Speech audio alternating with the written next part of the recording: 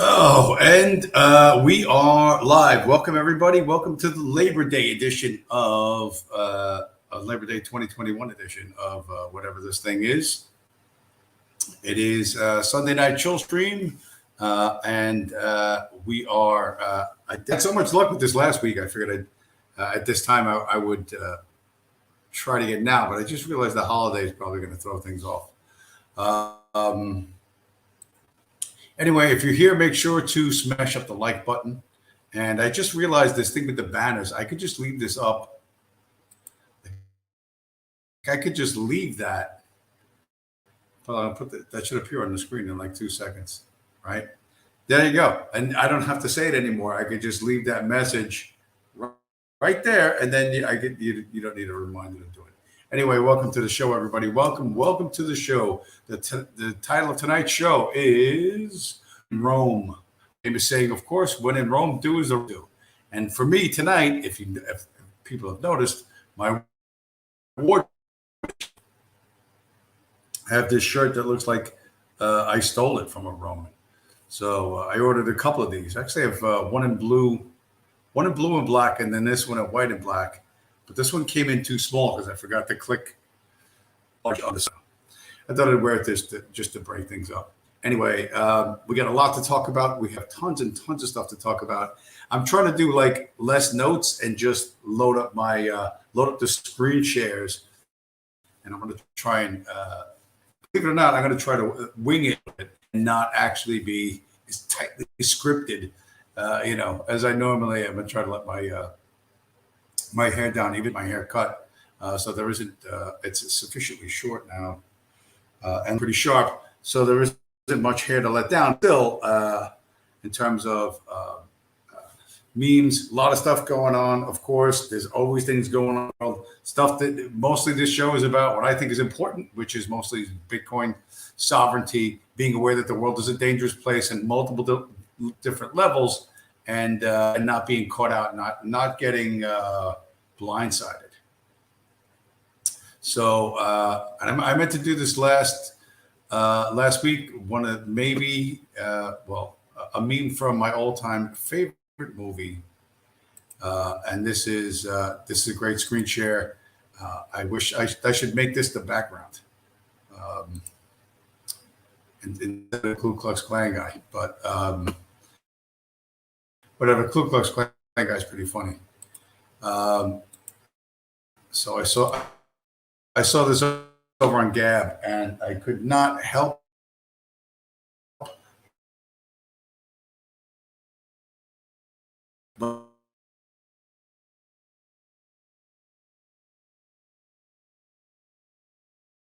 but think, yes,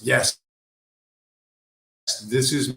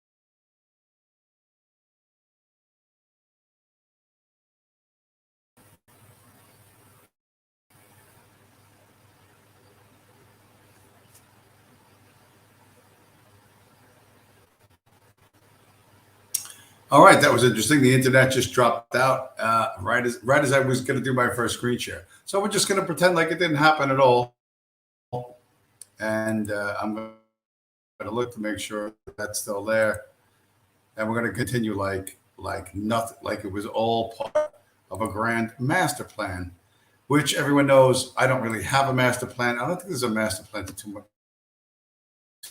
things. It's life. I mean, there's plans, but I don't know. There's a master plan that takes everything into account.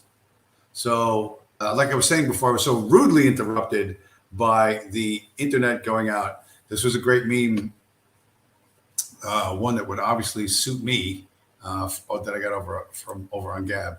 And of course, it is the one and only, hey, Zoo, swap out my BTC for ETH. Yeah, good luck with that. Here it is, the one and only Ray Liotta, right? In that one of the first scenes from Goodfellas, where he's saying, what is he saying? As far back as I can remember, I always wanted to be an underground niche internet micro celebrity. And that does not completely. Wait, let me take this so people can read that part. They probably can't read that part because it's underneath the banner. It's underneath the banner, James. Take the banner off. People will be able to read that. Right? There it is. Ever so slowly dissolving. Yeah, so there it is. And the gold letters at the bottom. As far back as I can remember, I always wanted to be an underground niche, internet micro celebrity. Zoo, you might as well listen. If you're going to come and troll me, you ETH, which, by the way, the Bitcoin people call that meth. They call it METH. They call it meth. So the meds, if you're going to come and troll me with your the fact that you meth heads cannot meme, there are 0 memes that come out of Ethereum, then you at least mesh up trolling me, kind of triggered, getting me crazy, emotional, and yelling and screaming. By the way, you didn't even comment on my wardrobe. Let me, I don't know, extremely, and really suits the title of this stream like nobody's business. How do I not look exactly like I stole the curtains from Julius Caesar's fucking villa? You know what I mean? Tell me I don't look like I did that, So that's what I'm doing. Trying to, like I said, I ordered this, and this was, I have 2 of them. I have one that's blue and black, and then this one that's white and black. But this one was this small size, and I meant to order large. Oops. But it stretches, so it doesn't look too bad. It's sort of vaguely classical-ish. It's kind of key pattern. Like it sort of looks like it's sort of, I don't know, you can see. No, I can't get that too close. Hey, why don't you tilt the camera, James? All right. Like, I don't know. You can see that key pattern thing? That's the same kind of thing. But, it's whatever. It's some design from Taiwan. They don't know what the fuck they're doing. They just throw it on the fucking shirt. It's polyester. It stretches. And send it out. I don't know what the hell I paid for it, $10 or something like that. What brand of Ouzo do I drink? The brand that I drink it right mostly, because I can find it mostly, is this one, which is pretty good. I mentioned it before. The Ouzo I grew up drinking is one Ouzo by Taxa, but that is now a kosher drink. It is kosher certified, so I no longer buy it. So you can buy that one. It's about, at least where I live in New Jersey, it's about $20 a bottle, and it's a decent one. The best ones come from the island of Lesvos, and they're much more expensive than $20 a bottle. And considering the volumes of that stuff that I pump down my gullet, about $20 a bottle is about the right price. Although I don't have very much in it. I'm trying to limit tomorrow's hangover, trying to be very thoughtful and limit tomorrow's hangover. So I got a bottle of white wine, and then maybe, I don't know, 1 or 2 glass, maybe like 1 glass of Ouzo. So there's no way I can overwhelm my liver in the way that I sometimes overwhelm my liver. But they're all like within the quality range, but I would just avoid Metaxa, the one by Metaxa, which is in the blue bottle, just because it's kosher certified. And we are not down with that. We are not at all down with that. So let's talk about a bunch of things. New York Times headline. I saw this when I was coming out of a convenience store, and it's the Sunday Times. It's in the upper right-hand column. It is the critical thing that they want you to know. It's up highest on the paper. And just a quick shot of the column. As soon as, and I don't know if you were here of this laptop it spools up really, really slowly. Even the basic icons don't want to come up when it starts up, like the icons you get in Windows. So, okay. Of the convenience store with my coffee this afternoon. But in terms of, what does it say? Officials worry as crypto, okay, scramble to regulate. Startups promise huge returns as customers shoulder the risk. And this is a story about BlockFi, which is apparently headquartered in Jersey City, which I don't like BlockFi because BlockFi tells you that they have a credit card where if you use their credit card, you can earn Bitcoin as rewards, but it doesn't, it's technically not true. They will give you like rewards that they're calling Bitcoin, like USD, whatever the price of Bitcoin is, whatever their rewards percentages, 2%, 3%, they claim they buy Bitcoin for you, but they don't. But the Bitcoin has to stay in their ecosystem on their servers or whatever. And surely the reward is linked to the price of Bitcoin. So if the price of Bitcoin goes up, your rewards value goes up. The problem is you cannot custody your Bitcoin because they aren't really buying Bitcoin on your behalf. Okay. They just credit your account with what the increase would be. So you say, well, what if I want to cash out the rewards? Well, you have to agree to their fees in advance, and you have to sell on their platform, under their rules, which of course are not very advantageous to you. And any capital gains or anything like that, you'll be liable for immediately. So it isn't really earn Bitcoin. It isn't really use our credit card, earn Bitcoin. It's a bit deceptive, but we all know there's tons and tons of deception in the world of finance. And now Bitcoin and crypto offers all new opportunities for scammers to parse the language and fool you. But even the New York Times has now acknowledged that this crypto thing is beginning to threaten the legacy banking system, and the legacy banking system is unable to compete with it. And so, of course, what do they do? The first thing they do is run to the government, run to regulators, help us with this, give us that, give us some sort of advantage. Ultimately, it's not going to work because zero interest or 0.25% interest or negative interest rates, which are certainly coming, are not going to be able to compete with, with the type of gains that crypto promises. Now, listen, most people are going to get rugged. If you're doing something other than Bitcoin, you're going to get rugged, guaranteed. Which, by the way, Bitcoin as of the time of this broadcast is 51K. So we've broken 50,000. Jonathan Pohl, welcome to the show. We've broken $50,000 Bitcoin again for like the fourth time this week, which is a big plus. It's something of a psychological milestone for people, but we're getting a lot of attention from a lot of different places, including Israel Firsters and various different shills. And this some of the stuff I see on Twitter, just literally, I look down. I shouldn't look at it when I'm in the car, but I look down and I see something, and it's just I start laughing so hard that I almost dropped the phone. This one from a guy a lot of you are going to know. He's not really our buddy, but he comes from the Cernovich orbit and from that guy, the one that calls himself Supreme Dark Lord, Vox Day. Those guys. So come on. Da-da-da.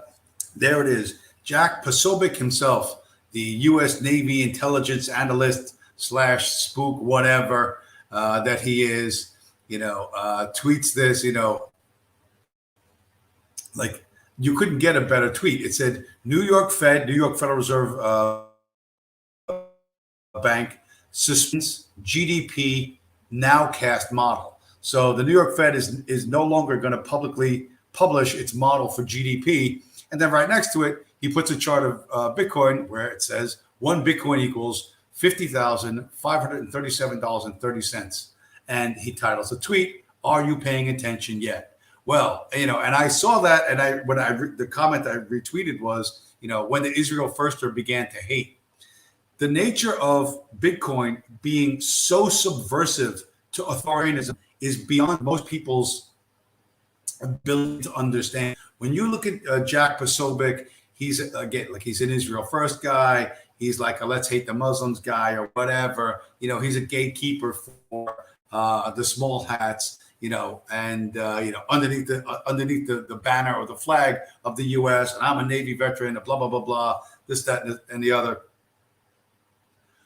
But Bitcoin has crawled into his head, and he's not connecting the fact that the Federal Reserve, is run by the same people that he's sworn to protect, which is, of course, the citizens of Tel Aviv. You know what I mean? He hasn't put that together. It's too complex of a picture for him. But all of a sudden, he's noticed that something ain't right here, and he's going to start to question things.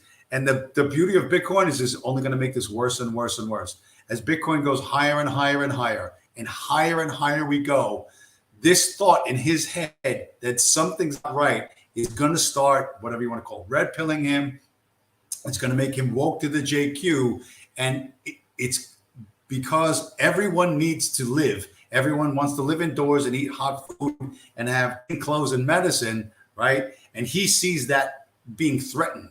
Okay, his ability to make that happen is being threatened, and this other thing that is not controlled by the Federal Reserve or the Rothschilds or the ECB is becoming super attractive to even someone like him. So even the most loyal foot soldiers will betray them, and that is the power of Bitcoin on levels most people can't imagine.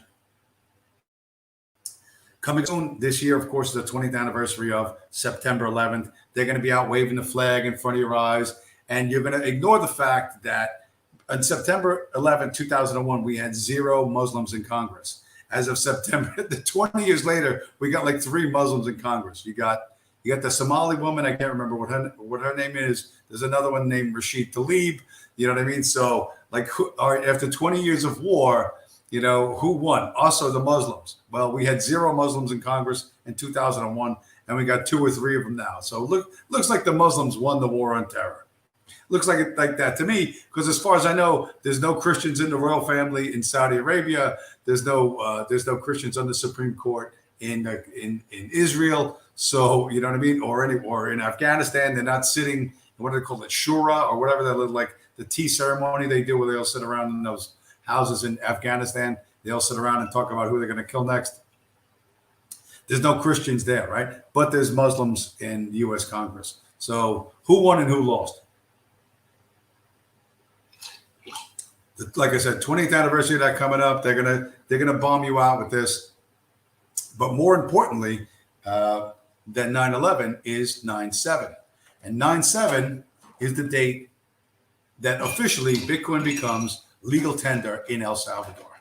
And 9/7 in the long run of human history is going to be much more significant to changing the world than 9/11 was. 9/11 introduced us to the Patriot Act and how much money is your bank account and who put it there, and how much did you take out and why, and the surveillance state and all the rest. But 9/7 is the first official national adoption of Bitcoin as a currency. Well, actually, Japan was technically first, but El Salvador is a bigger deal because El Salvador needs it. You know what I mean? And our friends at the IMF, are very, very concerned about this. They're very concerned. Let's see what our friends at the IMF have. What is it? I got so many things here. In their thoughtful IMF blog, this literally, you would think that I wrote this myself before the show. You would think like James, you were such a partisan hack. You were such a fanatic. That you have to be writing this shit yourself. And I'm like, no, I'm just screenshotting this stuff on fucking Twitter. That's all it is. Here's our friends at the IMF blog. And yet Bitcoin lives on. For some, it's an opportunity to transact anonymously for good or bad. For others, it's a means to diversify portfolios and hold a speculative asset, blah, blah, blah, blah, blah, blah. So, Did they just admit? Did they just admit that they tried to kill Bitcoin, or that they're trying to kill Bitcoin? You know what I mean? And yet it lives on. We can't kill it. We do everything we can, like we're doing all our tricks. We've opened up all our bag of tricks. How do we kill this fucking thing? And yet it doesn't die. I got news for you. You're going to end up dead. The IMF is going to be gone long before Bitcoin is gone. Bitcoin will be here literally for centuries. Bitcoin was designed to go on for like 140 or 150 years, to go way up everything we're doing right now. So, and that is a good thing. All right. So let's talk about, there's like a million things. There's a lot of people. Poll is here. So a lot of people that listen to, that are fans of the pole position show, which is now suspended indefinitely. There's an indefinite suspension due to changing externalities. A dynamic externality has caused a temporary suspension in all of in the what is it, the Polistan? What do they call it? Oh, I can't remember. What were people calling it?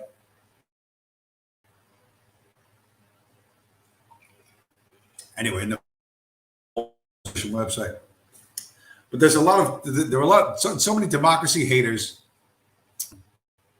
This is a great anti-democracy meme, right? Right?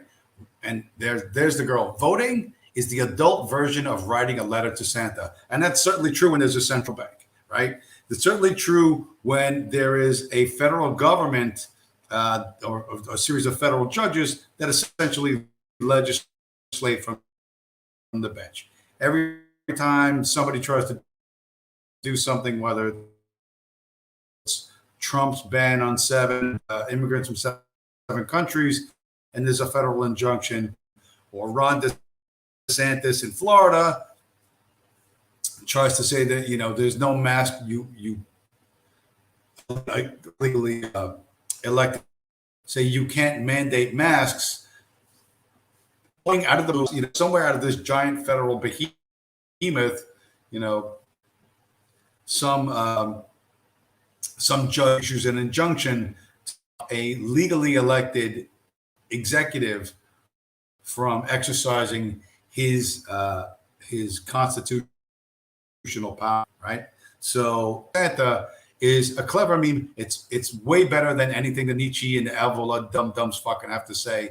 It gets the point across immediately, but you have to have a sense of humor and an understanding, which those humorless are at their fucking, they're literally at their maximum, just tying their fucking shoes and walking down the hallway of mommy's house and find humor in it and make a succinct message, make a meme. That's outside their ability. That's outside their ability. That's for someone with a high verbal IQ, or they always have different excuses for why they suck. But there are plenty of let's see. Well, there's a bunch of. All right, let's talk about some possibilities. Let's talk about some possibilities, because I mentioned last week that October 12th, 2009 was the first date that Bitcoin was sold for US dollars, and it was 10,000 Bitcoin for $1. You heard that right. 10,000 Bitcoin for $1 fucking dollar. How much money would that be today, kids? I don't know, $50 million. Where were you in October 12th, 2009? What were you doing? Whatever you were doing, you weren't buying Bitcoin. There's another of all the crazy stories, and it's going to get crazier and crazier, and it's going to spool up in your head until you have no idea what's going on. This is a guy I follow on Twitter, and he's a pretty funny guy, or he's funny enough. His haircut is not quite as good as mine. I got to tell you, he's not as well groomed as yours truly, as your host. but it's a guy named Evan Kaloutis, and he's a Greek dude. Oh, what kind of name is Evan? I don't know. That's not a Greek name. But he went to like the first Bitcoin Miami way back in the day. And well, he's a pretty typical Greek guy. So he just brought food, right? So what did he bring? He brought a tray of baklava. And he didn't know what to do with it. So he decided to sell. He was trying to sell the baklava, and somebody bought a tray, an entire tray of baklava for 14 Bitcoin. This guy made 14 Bitcoin for one tray of phyllo dough, walnuts, and honey. How much money is that right now? I don't know, $700,000.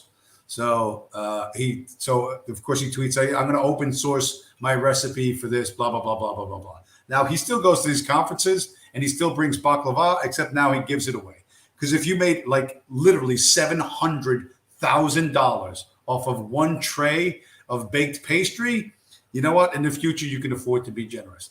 And I'm not telling you this to make you feel like you lost the boat, that you missed the boat. I'm actually saying this for the exact opposite reason. You have not missed the boat. Things are, nobody even knows what's going on with Bitcoin yet. You were so early. $50,000 Bitcoin is extremely early. Okay. You know, can you be Evan Kaloutis? No. Can you be the guy who bought 10,000 Bitcoin for $1 in 2009? No, but that guy probably threw his computer out, you know, in the trash with the 10,000 Bitcoins on it because he didn't think it had any value. So there is enormous upside coming.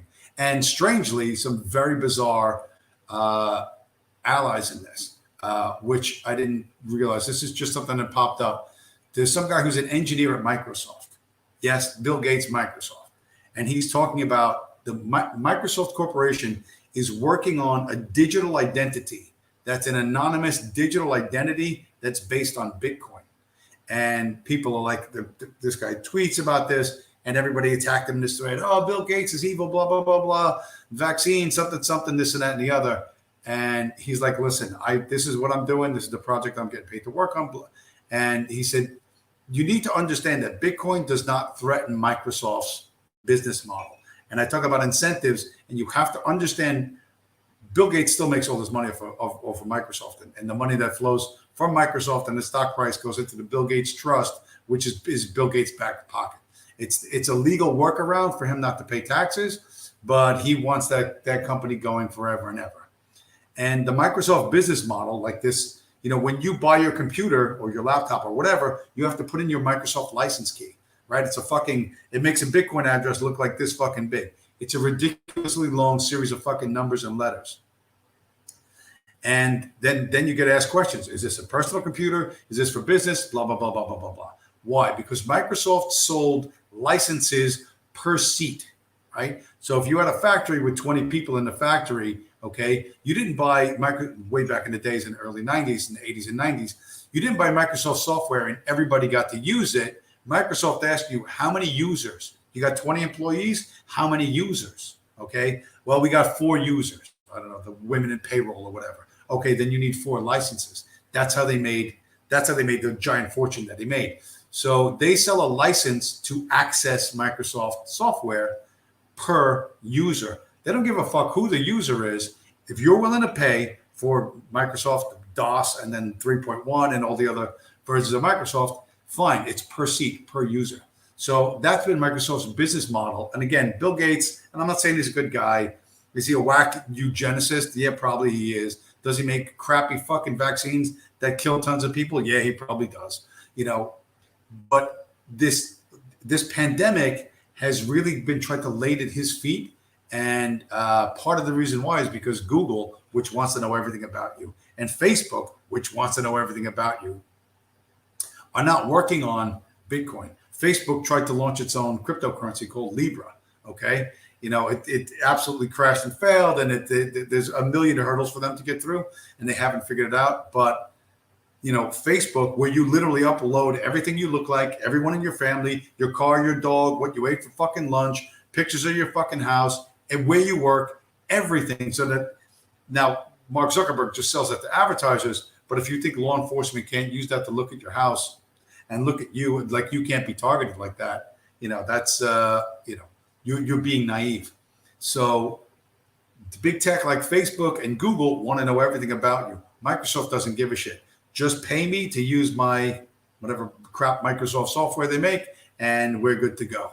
So, as bizarre as it sounds, Microsoft is an ally in Bitcoin's war against big tech. And it's big tech that is mostly, they say, holding things back right now. All the big tech people are ignoring Bitcoin and not working on anything Bitcoin related. And they're trying to run their own projects. So the smart guys, the so-called early adopters, are not involved in Bitcoin, which still leaves a lot of room for us, the extremists, the whatever, the fanatics. That leaves a lot of room for us and a lot of opportunity for us. So that's a big plus. How's it going? What do you think of the shirt? So anyway, for the democracy haters, and I know a huge percentage of my audience is democracy haters, I have such wonderful news for you. You wouldn't believe what great news I have for you. You will think to yourself, "Oh, thank God I tuned into this fucking thing," because there's nothing more than I need than on Labor Day than some hope for the future. How do I fit into this 21st century future, James? How do I, a democracy hater, how do I fit in? Okay, so a lot of people in the Bitcoin universe think about the future and are thinking about a post global homo future, a post the Pax Americana that we currently live in, right? A lot of people, a lot of Bitcoiners are thinking way past this. And here's one I've shown this guy before, Stony BTC. And he tweets, "You can come together with a group of people and establish a way to govern yourselves. Bitcoin as your base layer also stops interference from the old government, which will be lashing out as you ignore its death rattle." So Bitcoin people thinking about, and they don't call it global homo. I don't know what they call it, but they're certainly thinking beyond the U.S. dollar and Federal Reserve notes. Okay, you say, well, you're fanatics, you're crazy, whatever. That's fine, perfectly fine with that. Bitcoin people are much tougher and more resilient than, I assure you, than most everyone else with a belief system. Because our beliefs put to the test every day. And we win way more often than we lose. And you end up developing a pretty thick skin. So, all right. So what? They're thinking about a post U.S. dollar world. So where's the hope, James? James, you promised us. You promised that there would be hope for us in the future. That that us whatever we hate democracy people. That there would be some bright future for us. Well, there will be. There will be. I'm going to show you right now. Steady now, children. Calm down. Don't make me turn this car around. Because if I have to pull over and beat the crap out of you, I will. As the price of Bitcoin marches higher and higher, you start seeing tweets like this: "Monarchies in the age of Bitcoin will be fire." And then you get Parabolic Trav, "The divine right of Bitcoin kings." So for the democracy haters, understand there are guys who want to set themselves up as monarchs, and you can apply to be a serf. You can be a faceless, nameless serf in some Bitcoin kingdom, some Bitcoin monarch. You can pledge to, I don't know, wipe the mud off his boots, or be a royal food taster, or whatever it is you want. How much stuff these guys have? What can they really do? Are they trolling? Yeah, they're probably trolling. But the idea, like Stony tweeted earlier, that as global homo breaks up, okay, as the U.S. empire collapses, there will be opportunities, I would call them enclaves or self-sufficient societies, where people can live the way they choose to live, largely, as long as it doesn't probably directly contravene the feds and trigger the feds coming in. So, you know, like, what would that mean? It's not so easy to see, but what I've called consensus governance, right? You have a group of people that are going to live in this postal code or this geographic area, and these are going to be the rules that you live by, and they can be a bunch of different things. You will consciously, deliberately sign on to this and agree to those rules. If you break those rules, there's going to be negative consequences, like immediate negative consequences. What they're going to be, I don't know. But a lot of people, fringe people, are always fantasizing about extreme negative consequences for the people that they don't like. Well, you know what? I'm all for the Ghanaian prison system. I'm 100% for the Ghanaian prison system. That's one thing from Africa. We should be importing here as much as we can, as fast as we can. So I'm 100% for that. So, maybe, if you violate the consensus up to this point, well, it's a public rebuke or it's a fine. If you get to the point where somebody has to go hands on with you, like with the police, then you get thrown in the jail cell. And even the county jail, there would be no food. Literally, if no one comes to give you food, you don't get food. So 3 days in jail might really fucking spin your head around real fucking fast. So could that be done? Yeah, it's not impossible. But to all these people thinking, oh, I hate fucking democracy. Oh, I can't wait till it dies. Which, by the way, it's not dying. It covers the fucking earth. It won, everything else lost. Get used to it. But as you fantasize about your better than democracy system, which doesn't have a name, doesn't have any fucking attributes, and you can't even fucking describe it all, but still you fantasize it's going to be better. You super high IQ fucking retards who can't even fucking articulate what it is you fucking want, but you're 100% sure it's right around the corner and it's going to come exactly in the form that you want it to fucking come in. Yeah, sure. Okay, fucking Skippy. Yeah, we believe that. But you're going to have your fucking chance. So you think, I want to live a trad life and be a farmer and learn how to work a shovel or whatever the fuck you think you want to do. You're going to get to do that. You know what I mean? Oh, I don't like cars and traffic. You know what? Start walking now. Buy a good pair of fucking shoes or boots and start walking now.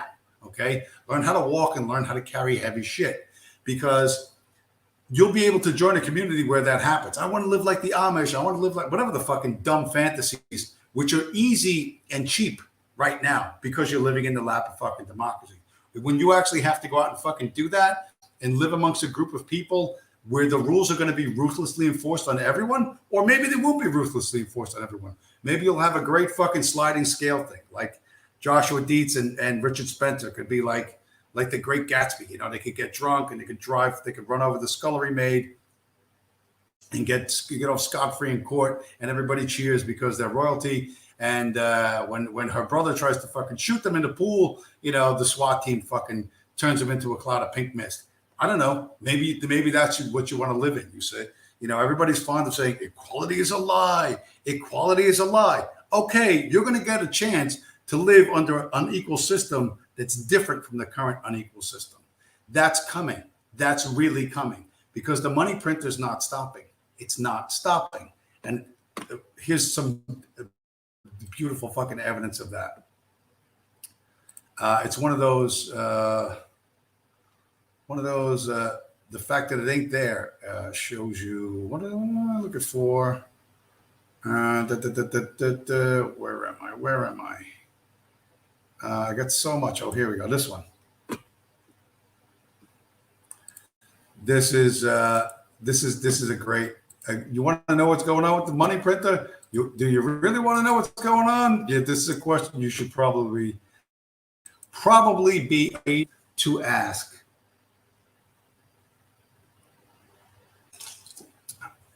Come up on the screen.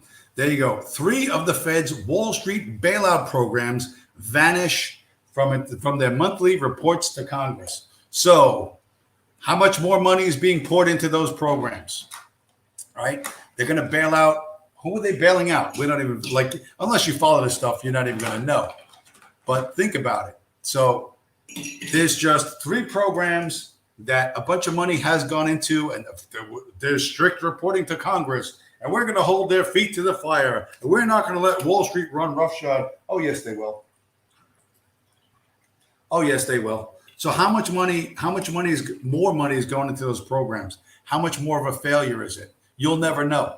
You will never, ever, ever, ever know. That's what the money printer's doing. That's what the people with the money. So there are, I don't know how many banks, how many hedge funds are losing money left and right, and they don't want Congress to know, so Congress can pretend, hey, we didn't know. It's just boom, one black hole, just endless money into a black hole. How does that end? How does this end? Historically, how does it end? I've tried to show graphs, like when the Roman denarius was like almost 100% silver, Rome was strong as fuck. And then in a matter of 150 years, the Roman silver coin went from 99% silver to 5% silver. And that's when the fucking empire collapsed. Like I said 100 times, nobody cares what your ideas are. They really don't. Okay. Your ideas have zero power. Okay. Can I pay for the things I need? Can I get food, clothing, shelter, blah, blah, blah, blah, blah, blah, blah. Then I will pledge allegiance to anything. Anybody will do that. Jonathan Poll's in the chat, right? The poll people, everybody's a democracy hater. Oh, democracy sucks. Democracy sucks. Yeah, blah, blah, blah, blah, blah, blah, blah. So Poll, he's got a kid over in faraway land, so he hasn't seen the kid. So he said, I'm going to go see the kid once he gets it. So he takes the jab, he does the fucking swab, gets on the fucking plane, and goes to see his kid, right? So he's over there, and there's a little fucking hole-in-the-wall place called Kolmek, which is like a city of 50,000 people in whatever, somewhere in Kyrgyzstan. So he manages to get a job, and he says, listen, well, at least I won't starve. You know what I mean? I keep a roof over my kid's head. I can, buy my wife a pair of shoes and whatever. It is what it is. He's kind of accepted that that's where he's going to end up. And everybody's like, oh, that's great. That's wonderful. But then life has a funny way of doing this. Something pops up, something from, I don't know, maybe that guy, the fuck's his name? Sign of the Times guy, whatever, the fucking hippie guy. Just throwing out a bunch of things, and an opportunity comes up for a good job in America. You know what I mean? That doesn't have the academic credentials, but it's a good job with medical benefits. And fucking Poll can't get to the U.S. fast enough. Can't drop shit fast enough and get back to the U.S. Now, and everybody's like, yay, oh, that's great. Everybody's like, oh, this is fantastic, blah, blah, blah, blah. The democracy haters. Why? I mean, if democracy and diversity sucks, why is it so great that Poll and his family are coming to a democracy country full of diversity? Why are they cheering that? Right? This is why you don't even fucking understand how retarded you are and how you literally, from sentence to sentence, speak out of both sides of your fucking mouth. Now, listen, I don't blame Poll at all. You know what I mean? Even being at the center of the fucking empire is always better than being at the edge of the fucking empire. Okay? And for all these people that claim, oh, ethno-nationalism is the best. Well, Kyrgyzstan is essentially an ethno-state. You know what I mean? And it sucks. And none of them are fucking moving there. None of them are moving there, and they don't want to go there, and they're not going to go there. They're just going to praise it from afar while they sit on their smartphones, drinking their fucking $10 coffees, you know what I mean? And saying, democracy sucks. Yeah, okay. Shut the fuck up, children. Like, shut the fuck up, you stupid children. Okay? You are naive in ways you cannot begin to fucking imagine. You ain't gonna make it. You really, really ain't gonna make it. So, because what do we got here? What do we got here? Oh yeah, here's this is a perfect intersection of an idea.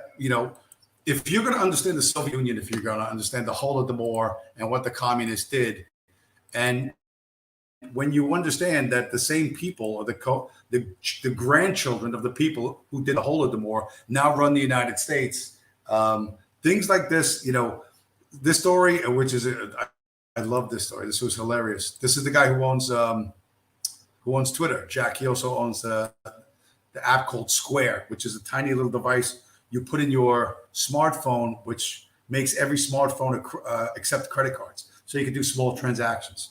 This is in St. Louis, their headquarters, which they moved to. They left San Francisco because San Francisco is a hellhole. And they moved to St. Louis, and they're going to bring this great financial tech, this fintech thing to St. Louis, where they started, because they were all basically Missourians or St. Louis or whatever you want to call them. And as soon as they opened it up, some dindu came in, started shooting, and you know what? Fintech meets the street in a very, very, very unpleasant way. This just happened a couple of days ago. Oh, so excited to have their new offices open. And then as you very very wokely ignore the fact that that's a scary fucking dindu over there, you know, you end up paying a very high price. You're paying a toll for being woke, okay? And hilariously, this is why they left. Yeah, this is why they fucking left San Francisco. You keep thinking you're going to be eaten last. No. I'm going to be eaten last. I'm smarter. You don't understand, James. I've been to college. I wear a tie. I don't know how you cope. I don't know what you tell yourself. But this is what they're doing in San Francisco. Cash for criminals. San Francisco will start paying people not to shoot each other. That's for real. That is for real. That's why the square people ran away from San Francisco. They were going to go back to St. Louis. You know, the gateway to the West. The Great Golden Arch. Yeah, well, guess what? There's psychotic dindus everywhere. And the square people who are all super smart, high tech, you know what I mean? Never broke a law in their lives, wouldn't spit on the fucking sidewalk. Guess what? They got introduced to a little bit of reality. I bet they don't like it much. They thought, well, we'll run away. We'll run back to St. Louis. And guess what happened? You know what I mean? Somebody walked into their lobby with a stolen Glock, and you know what I mean? So, and this, I love showing this stuff because people are like, well, it's not, you know, this isn't going to happen anywhere. But when I tell you this stuff is going to be everywhere, and the crazier it gets, the more people are just going to. You have to try and block it out. You have to try and cope, you know. And you just think, well, I'm just going to go to work and come home, and I'm not going to do nothing, and you know, I don't want to be involved. But this one was great. You know, Ohio man holds baby as he shoots at and wounds a woman following a car crash. Now, I'm assuming the white SUV is the car he's driving. It doesn't look heavily damaged, but there's didn't do nothings. You know, he's got some kids. He love his kids. You know, and he protected his kids by shooting at someone after a fender bender. I've said it before, and I'll say it again. You need to tattoo this shit on your forehead, some of you people. Blacks will kill you over perceived disrespect. Perceived disrespect. All right? So that's the Father of the Year. That's the African American Father of the Year award. Okay? And you're going to go, oh, well, you're cherry picking. It doesn't really happen that much. I got another beautiful one. This one, like you swear to God that I make this shit up just to fuck with people. But where is it? Oh yeah, this guy. Oh God, this was fucking. This is another one, another fucking gem, another gem. And you think, no, James, you have to understand, I'm not like you. I don't have to drive through Philadelphia or Baltimore. I can avoid this. I don't live in Ohio. I don't know where you keep. Is going to eat me last, or I'm smarter, or I'm luckier, or whatever. Well, here's some dude from Minneapolis, right? Okay, a guy who was actually, it's not, they don't think it was happening. He actually shot at the police during the George Floyd riots. Okay, was acquitted by the city jury. Okay, they just let him go. You shot at the police? That's okay. We're sorry. Here's a bucket of chicken and a can of grape soda.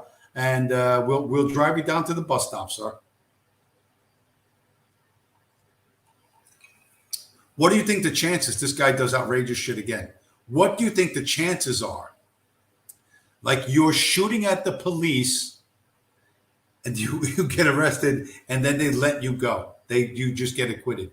What do you think the chances are? And everyone that knew him in jail and everyone that knows his story, how do you think this affects them? How do you think this affects how people act? You know, both him and his buddies, the cops, everybody. You go, well, it's just this one little story here. It's just this one little story there. It's going to get bigger and crazier and bigger and crazier and bigger and crazier. And most of you aren't equipped to deal with it. Most of you really aren't equipped to deal with it. And I think it's pretty funny. You know, when you sit around thinking that somebody else is going to do, that somebody else is going to do the fucking heavy lifting, that somebody else is going to do the hard part. That essentially your job is, I'm going to see, you know, once the global homo falls over because we criticized it very heavily, you know, the Richard Spencer Brigade comes out and fucking takes whatever fucking credit for whatever the fuck they think happened. Trust me, nobody's going to fucking care. You think somebody else solves the problem. I just identify, James, I'm not like you. I'm not the stupid guy who picks up the box and moves it from place to place. I'm the guy who thinks about what's in the box. I'm the guy who contemplates the national origin of boxes, you know, where the boxes should be located relative to the trees with the duck pond or whatever. That's you. You're sitting on your fucking dreaming couch.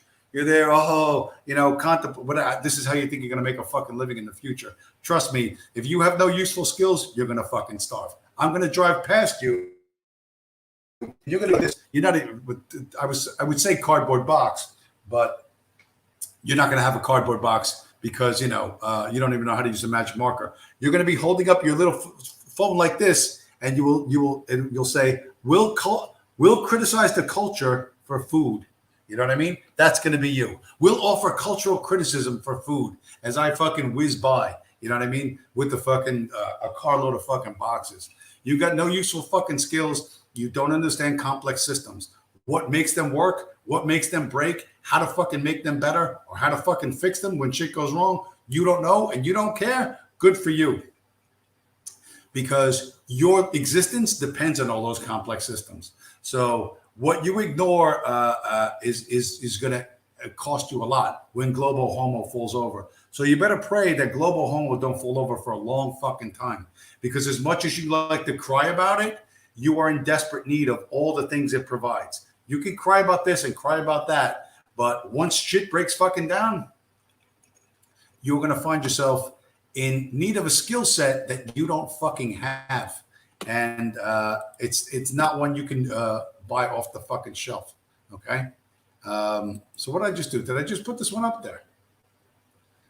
Did I or didn't I? Yeah. So, but Bitcoin people think about this. A lot of Bitcoin people, including the baklava guy, are Second Amendment people. All right. They understand that we have to do this ourselves. We're not waiting. Like we stopped waiting for Donald Trump to fucking save us or Obama or anyone. We stopped waiting for the money people to fix the money. We decided to do it ourselves. We decided that no one was going to come rescue us. We had to rescue ourselves. So here's my man. I think this was Stony again. Some Bitcoiners have zero street smarts. ROFL. Man, I hope they are okay. This is not a game to be naive about. And below that, somebody responds, what are you talking about? And below that, somebody else writes, anyone against guns for one. And you're thinking, James, nobody needs a gun. Yeah? Well, we'll see who needs a gun or who doesn't need a gun. This is not the United States, but you want to talk about the Brazilification of America, right? This is a popular thing amongst the intelligentsia, the cognoscenti, the right-wing cognoscenti. Oh, the Brazilianification of America. Well, here's what really happens in Brazil. Okay. Whether or not you can read it. Over 20 Brazilian bank robbers hit the city of Aratuba and multiple bank branches, planted explosive devices all over the city. Then they took hostages, strapped them to the top of 10 cars like human shields, and escaped. Reportedly, 3 died in the shootout. That's something from the fucking Batman movie. The Batman movie, everybody likes to talk about the Batman movie where they went into Wall Street on the underground on motorcycles and whatever, and they tied the stockbrokers to the back of the motorcycles. Well, guess what? You know what? Somebody must have seen Batman in Brazil and decided we could do that, but we could do it even better. And you're saying, but James, that's a third world country. When America becomes a third world country, that's the kind of stuff that's going to happen. Okay. I don't know if you're equipped, if you quite have the skill set, the requisite skill set to understand when that shit's about to go down and get the fuck out of there. You like to think you do, but you may not. And when you realize that the community that you wanted to live in doesn't want you, that you actually have to prove yourself, that you actually have to prove your own value to a group of people. And I criticize what other people do is not exactly high on their list of fucking requisite skills.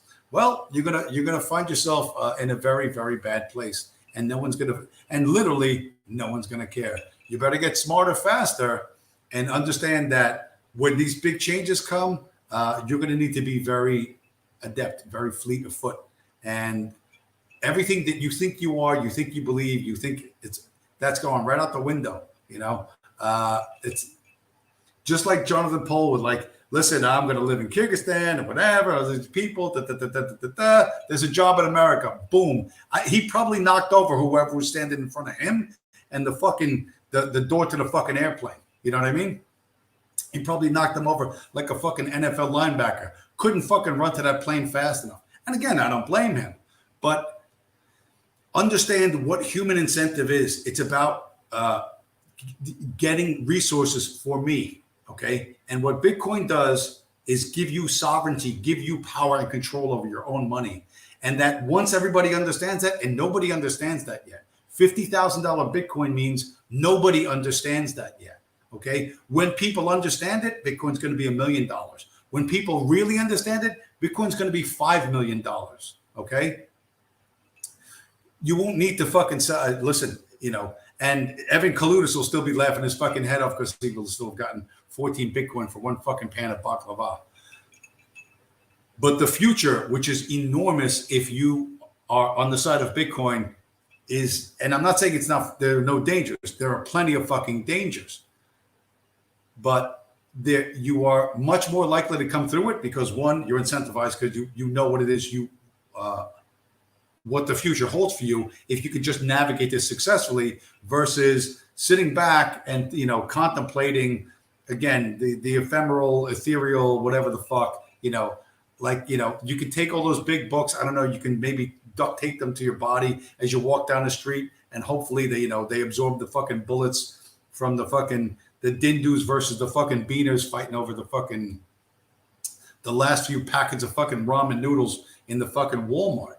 You think, well, that'll never be me. Well, you better hope not. And there's this fantasy that these people are only in the cities. I assure you they are everywhere. I travel to places outside large cities. I travel to small cities all the time. And there are just as many of them there as there are here. Okay. You don't see that because you ain't in those small towns. But trust me, there's plenty of places, plenty of small towns that are just as bad, and they don't even have the police resources to tamp down on these people. So, you may be in for some very, very, very rude surprises when things actually fall apart. But again, I'm putting a banner there. This way, I get more. Remind people as I'm watching the show. I don't have to say it. I just go like this. So that's the way things look. And I have a shirt that looks like I stole Julius Caesar's curtains. So how long have we been going? An hour 6. Scroll back through the chat, see what's going on. Zoo in the chat. Vitalik acts like he's on meth. That's true. Everybody's going to get robbed. Okay. Day wave, fascism. Yeah, good luck with that. I mean, literally, when it falls apart, I hope you have Bitcoin and you can do Bitcoin fascism. If you think people are going to join you, rock on. This is going to be the beauty of it. You are not careful what you're wishing for. You think, oh, we're going to have this and we're going to have that. You're going to get your fucking chance. And when you fail, you're going to have nothing, okay? Or you're going to cut out. You're taught it's very, very, very fucking easy now. Oh, we're going to do this and we're going to do that. You have no fucking clue how that's what I said. You don't understand how complex systems work. You don't understand how a fucking neighborhood works. But you imagine, oh, we're going to do this and do that. I bet you couldn't build a fucking house of cards. You probably can't even set up the game of fucking Jenga, much less figure out which fucking wooden stick to pull out. But you think you can. You're going to say something. Oh, I'll say fascism. I'll say National Socialism. Ha, ha, ha, ha. Dude, you're going to get your chance. That's what's beautiful. And when I watch you starving, when I see you fucking starving and homeless, living in a fucking, trying to choose, is it more fascist to sleep over the subway grate, or is it more fascist to sleep on the fucking, underneath the streetlight, or whatever the fuck you fucking think? All these things that you imagine in your head are so fucking perfect have been failures. And there's a reason why they're failures. You're just too fucking stupid to understand what they are. Okay? Because you think that someone gives a shit about your ideals. No one gives a fuck about your fucking ideals. Nobody cares. You think, oh, just because we're all white or we're all black or we're all Spanish or we're all Chinese, everything's going to work out. And there's fucking no fucking evidence for that anywhere, ever, at any fucking time. But you go ahead and believe that. You and the other fucking retards who have no fucking practical skills, you want to do fascism, you want to do National Socialism, you're going to get your fucking chance. You really will get your chance. And Bitcoin will allow you to exchange for whatever you want. 19 fucking 38 cars, someone will fucking sell them to you. You know what I mean? Where you're going to get parts, I don't fucking know. You'll just, whatever, I don't know how you think what you're going to do. You ain't going to do fucking none of it. You're just going to talk shit on the fucking internet and do nothing. The truth is, you're a fucking mouse. You know what I mean? In real life, you're a fucking mouse. You know what I mean? You want to talk big on the internet, you ain't going to do nothing. I'm telling you, you're going to do nothing. You couldn't engineer your way out of a wet fucking paper bag. Judas Chaiwaffen, cool shirt, Jimmy. Thank you, Judas Chaiwaffen. First, finally, a man with taste, a man of taste and culture, who kings recognize kings. The American people will pay back the debt. What is that? As long as governments of other countries believe that and the American people don't understand that, they can keep printing. No, foreign countries will dump the debt first because foreign elites want to remain elite. Okay, and the world is wolves and sheep. And once America becomes a fat enough sheep, the Russian wolves and the Chinese wolves are going to take over. You know what I mean? Where's that other thing I found? Where's the thing on?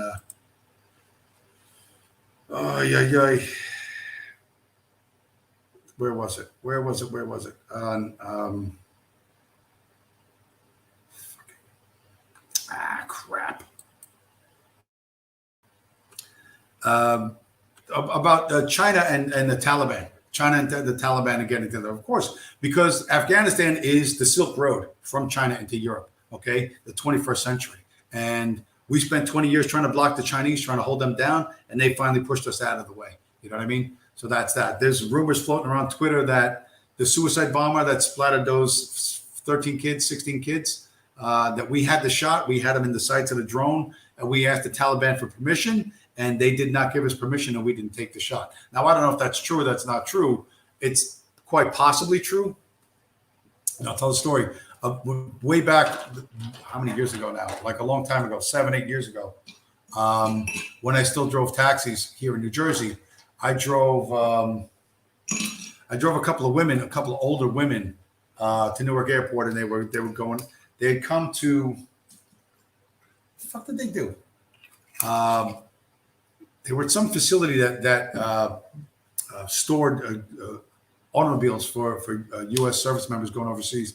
And there was a problem. They couldn't get their car, so they just flew home. These women were from what? How old were they? They were like from Vietnam era. So they were like 60s-ish. They had been nurses way back in the Vietnam era. And when Iraq kicked off in 2003, there were tons of nurses that actually volunteered to join the U.S. military, because in their minds, when we went to war in the desert, there were going to be a lot of American wounded, and they wanted to do their part and out of a sense of patriotism to to help the wounded American soldiers. Well, the casualties were so lopsided that there were almost no American or even Allied wounded, that all the wounded were Muslims. And this became an enormous problem. The nurses got spit, they were spat upon, they were beaten, they were physically attacked. Okay. And this was, they would quit, they would not re-up in the Army. And this was a big problem with the Army. The Army was first initially thrilled that they had all these volunteer nurses. And then, of course, after one tour in Iraq, that none of them wanted to go back, and no new volunteers came on. And they didn't know what to do. They were scratching their heads. These women, were getting physically assaulted, beaten, raped, all kinds of things, getting killed. So they went to investigate this, and they were going to report to Congress, these two retired nurses from the U.S. Army. And it ended up leading them to a base in Afghanistan to interview people that had been at this base in Afghanistan. So I don't know what base it was in Afghanistan, but there was a group of nurses, both male and female mixed, that were on this base, and they had been they were going out for jog. They weren't, you don't leave the base, but they would jog around like the wire of the base, the perimeter of the base. And as the official report goes, an insurgent stole an AFN, Afghan National Army, or ANA uniform, climbed up a fucking tower, right? An empty guard tower, of course, and then took a machine gun, and machine gunned all these fucking nurses as they were jogging. Now, try to remember what the numbers were. Something like 18 to 20 nurses were out jogging. I think it was like the male nurses were in the lead or whatever. They were like running these girls around. Come on, let's be fit. Let's be Army strong, whatever.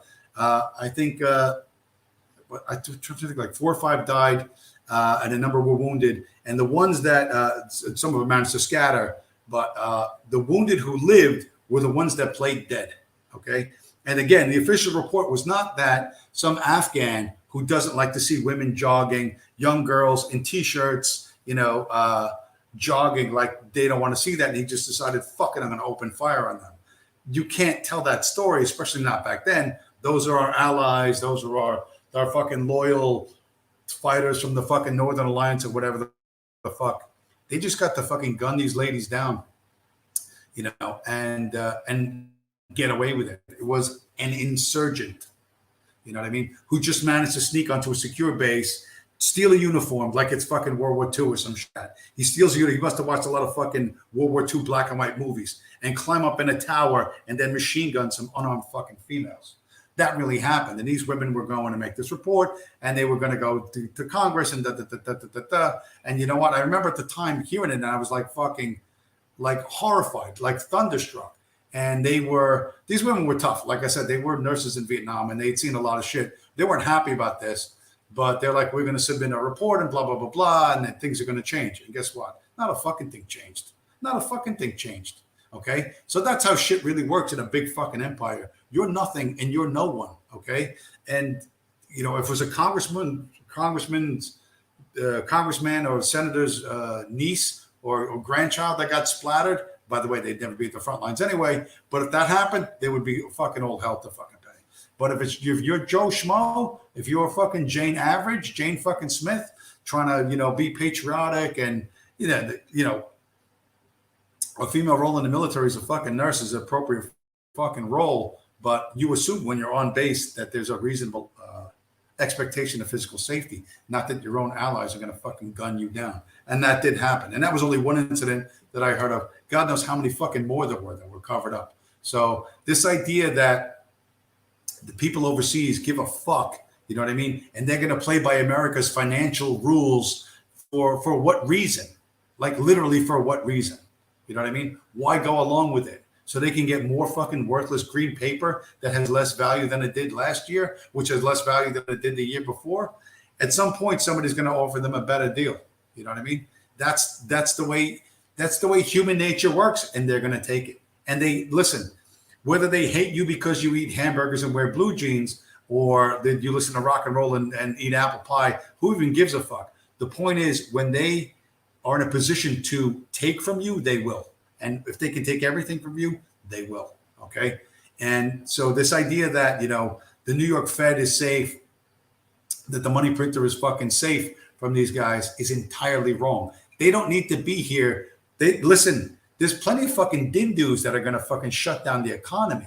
You know what I mean? When you go to work at Square, you're going to be in a suit. You're not like me. You're not going to wear no kooky shirt on the fucking internet. You're going to have like a suit tie. You're going to have your computer science degree and and with a minor in fucking Austrian economics, and you work at Square, cutting edge financial technology, blah blah blah blah blah blah blah, and your new fucking offices, and you go to fucking work, and some dude comes in and fucking shoots up the fucking office. You know, you never go to work ever again. For those people, coming into contact with that reality shatters them, absolutely shatters them. And my point is, as this happens more and more, as we pretend not to see these problems, they get larger and larger. They grow more and more dangerous to more and more people. And there will be a time when the bill comes due. There will be a time when it all falls apart. And that's going to be when the money runs out. You know, as long as you can pick up and move, as long as you can run, as long as you can drug yourself or put on headphones or VR fucking whatever, pretend the shit doesn't exist. Well, you know, things can creep along. But, you know, and your friend gets hurt or whatever, something happens, and you just pretend it didn't fucking happen and you keep going. But in the back of your mind, you're like Jack Posobiec, you know, and you start thinking, hey, there's something really fucking wrong here. And you watch Bitcoin gold, you know, chop meat, everything goes through the fucking roof. And the sense that you can escape this to go to, whatever idyllic fantasy land you think is out there, as that shrinks, as your fantasy of escape becomes less and less believable to you, you're gonna behave in ways that you have that are unlikely to predict. Okay, and so there you go. What's that way? He wants to argue Bitcoin is only viable as a gamble against you. No, you have no fucking idea. You have literally no idea what the fuck you're talking about. Should collapse happen, Bitcoin won't be the currency people use. The barter will. No one will win. Barters, the people who barter lose. Okay, the people who barter lose. We lost Afghanistan, but America has literally never lost a fucking battlefield engagement since World War II.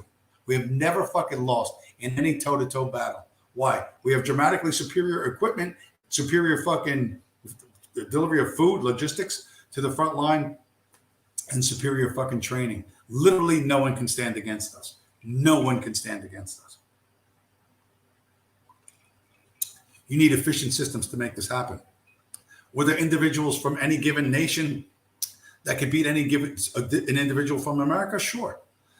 But they failed. Like people talk about, like gun people talk about the AR-15 platform rifle versus the AK-47 platform rifle. In every encounter where AR platform rifles went up against AK platform rifles, the AR platform rifle won. Now, why is that? It's a smaller cartridge. You know what I mean? It doesn't have that one shot, one kill capability that the AK has. But in every single encounter between AR armed troops and AK armed troops, the AR won.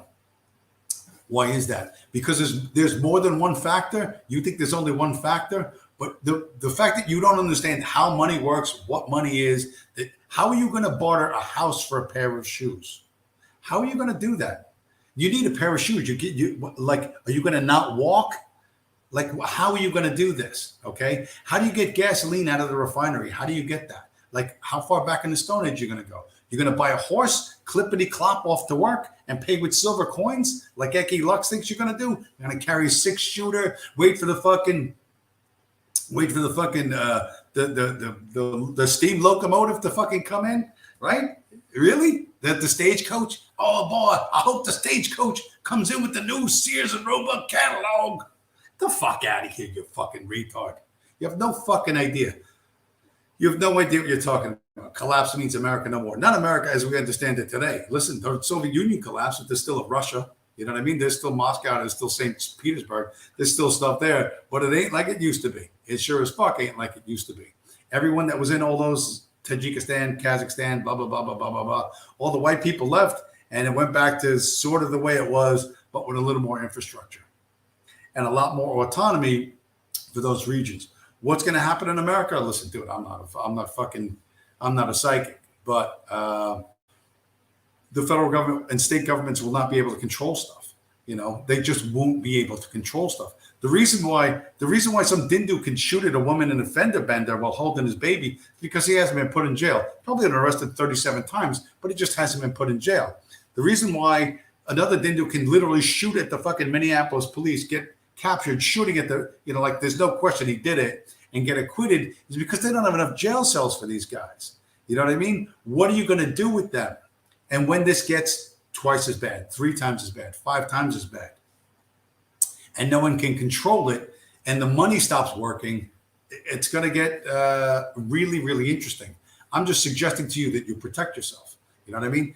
That's mostly what I tell people. Be aware of this and protect yourself. I'm not saying be terrified. I'm not saying there's a fucking boogeyman hiding underneath your bed, but take a realistic view of what are threats to you and try to take steps on your own to solve these problems. You know what I mean? And I can't sit here and tell people what to do because I don't know what you're facing.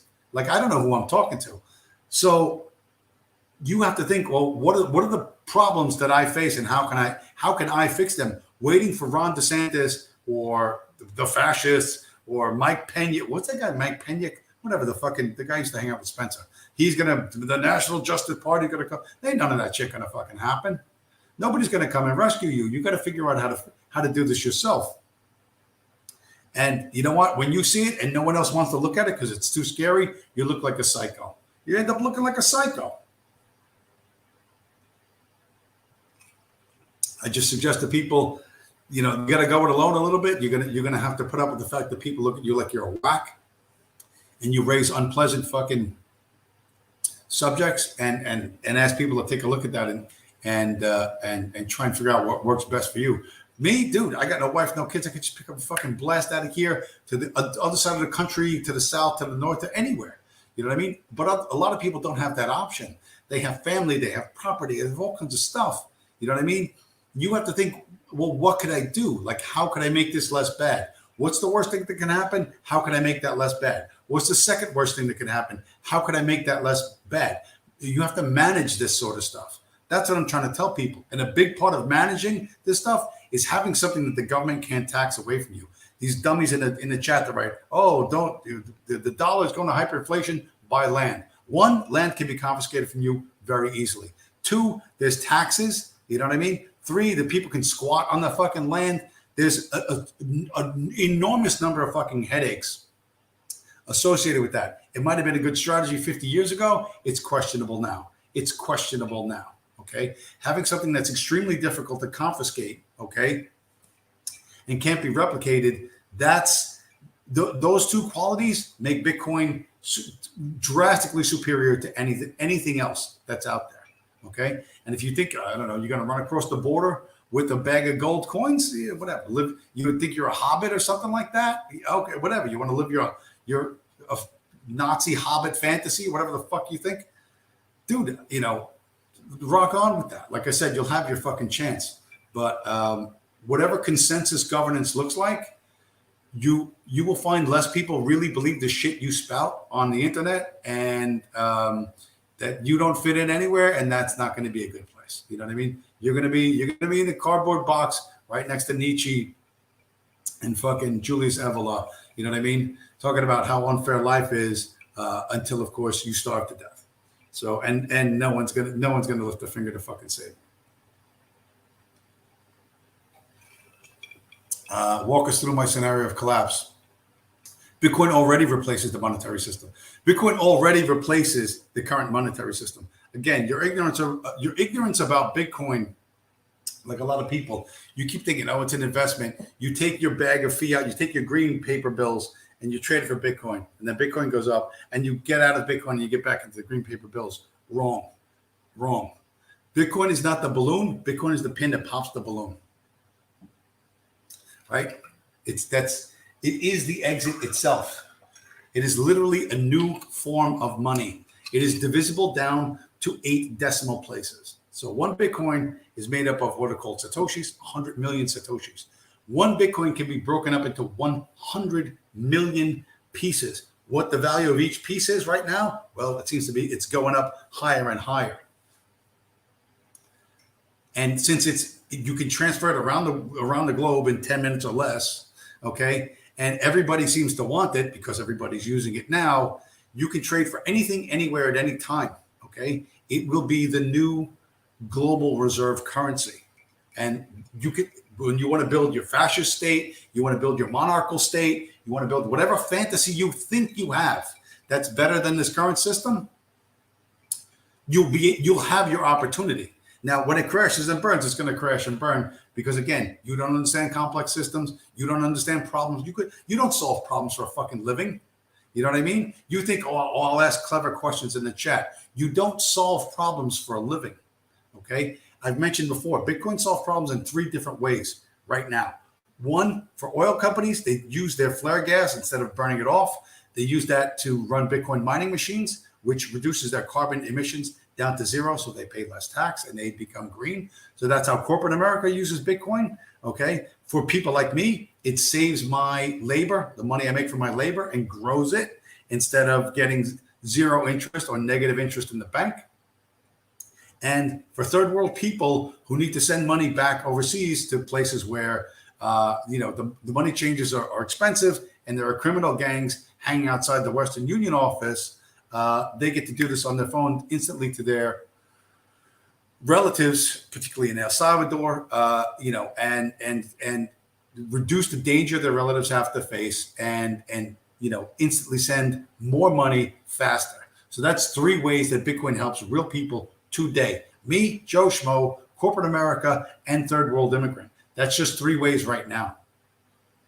What more can be done in the future with it? I don't know yet. Okay, I'm really not the world's fucking techno forecaster, but I see what's happening today. I don't see the money of people slowing down anytime soon. They're not going to come to their senses. The same people who created the Holodomor by taking all the food that the Ukrainians grew and selling it for fucking weapons or whatever the fuck they sold it for, and letting all those people starve to death.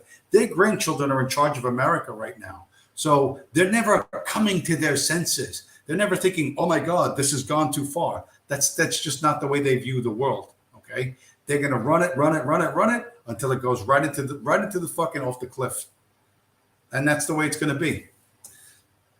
If you're smart enough to recognize that, you need to, 1, get out of the way of that, and 2, try and prepare for what comes afterwards. And again, all your rinky-dink little ideas, which are a luxury right now, fascism, this one, it's all a luxury, okay? You don't have to do it. If you have to wake up tomorrow and go fucking do it, you'd be fucked.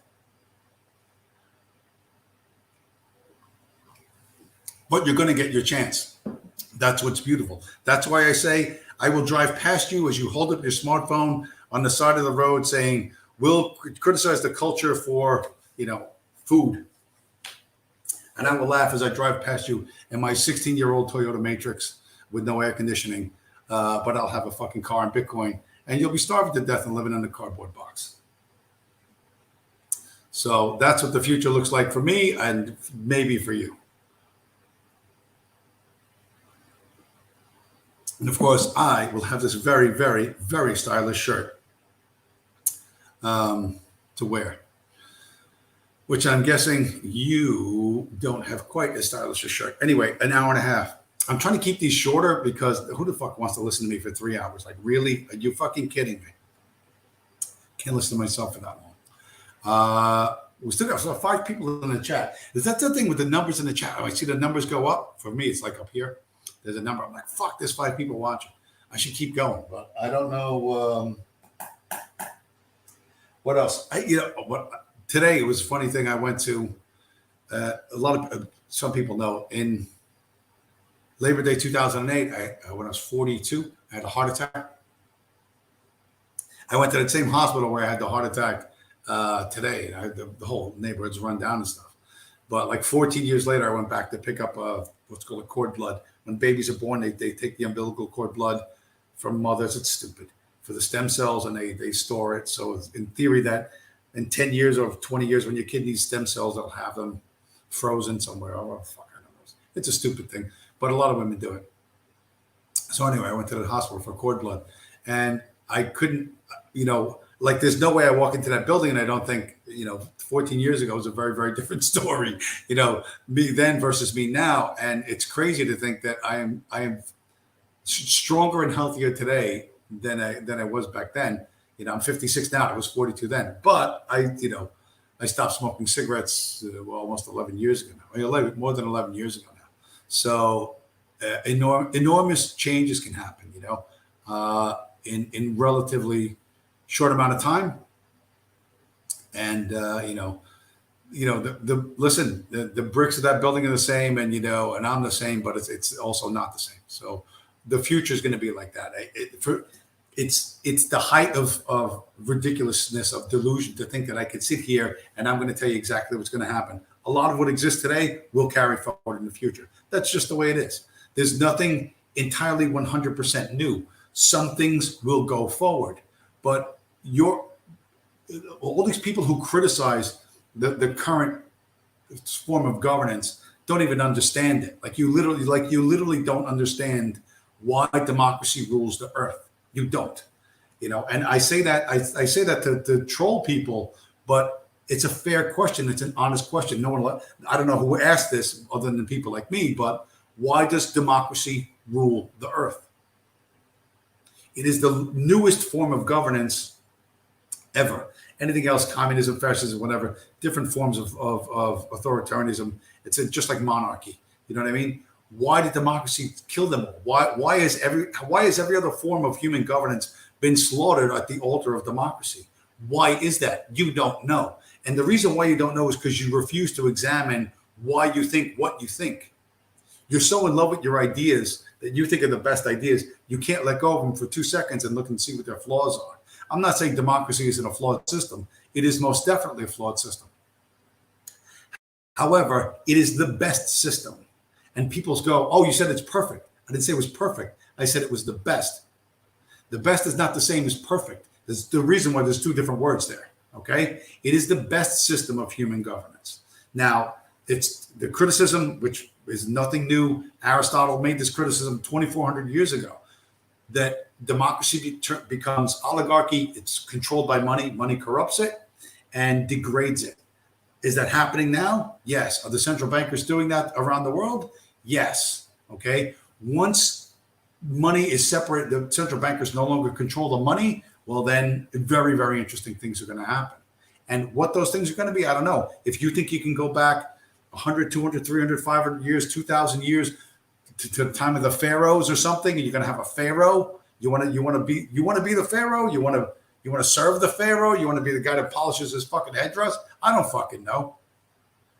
Rock on with that. You'll have that chance. You might find there's a reason why that system doesn't exist anymore, but you're going to find out too late. All right. The rest of us are going to go, all right, here's the rules we're going to live under, and everybody lives by these same rules, and we're going to have a fair amount of autonomy as long as you don't fucking fuck with anyone else, and we're going to do way, way better than you. We're going to do way, way better than you, because a freedom-orientated system, a decentralized problem-solving system is the superior system to everything else. Why did democracy win? Because decentralized problem-solving is superior to centralized problem-solving. A monarch is a single point of failure. A monarch is a single point of failure. That's it. They can only solve a certain number of problems. There is no wise philosopher king. There has never been. In all the thousands of years, that you guys think this has happened, it never happened. A problem, sooner or later, with the great kings, the great pharaohs, as long as nothing went wrong, everything was great. But as soon as the enemy was at the gates, then they got challenged, and then almost all of them fell. You know what I mean? Sooner or later, they fell.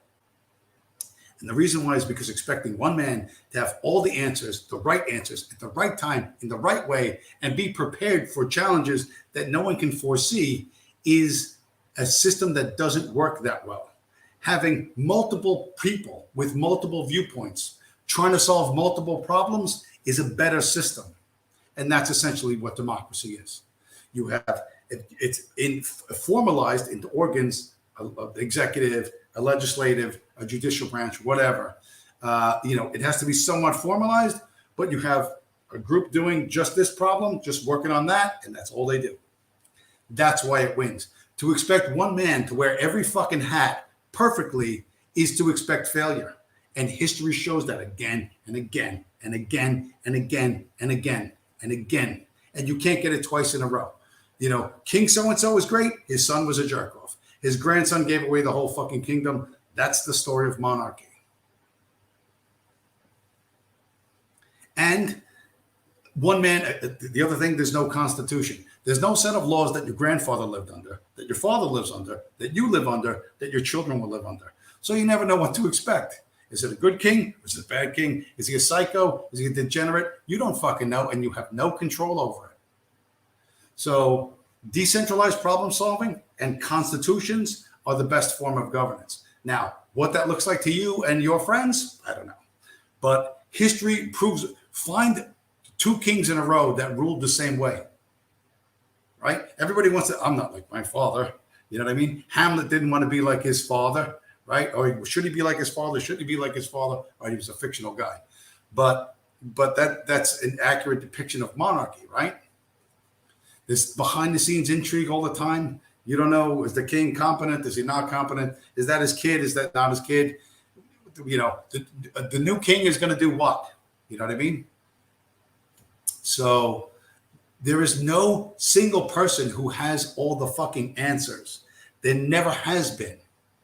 And when you take anybody, trying to pick a good fucking example, Nicholas Nassim Taleb, right? That guy. That, who, by the way, he used to pretend that he was a deadlifter, and now he's like, he was talking about COVID and you have to go get vaxxed, blah blah blah. He's obese. He's morbidly obese. How is a deadlifter morbidly obese? Or he's obese and he has no control over it. It's not that he has no control over it. He's a rich guy pursuing his pleasures. There's no reason for him to go in a gym and lift heavy objects. That hurts. It strains your muscles. It doesn't feel good. You know what I mean? He doesn't like to do that. Rich guy, I don't have to do that. I can just pursue my pleasures.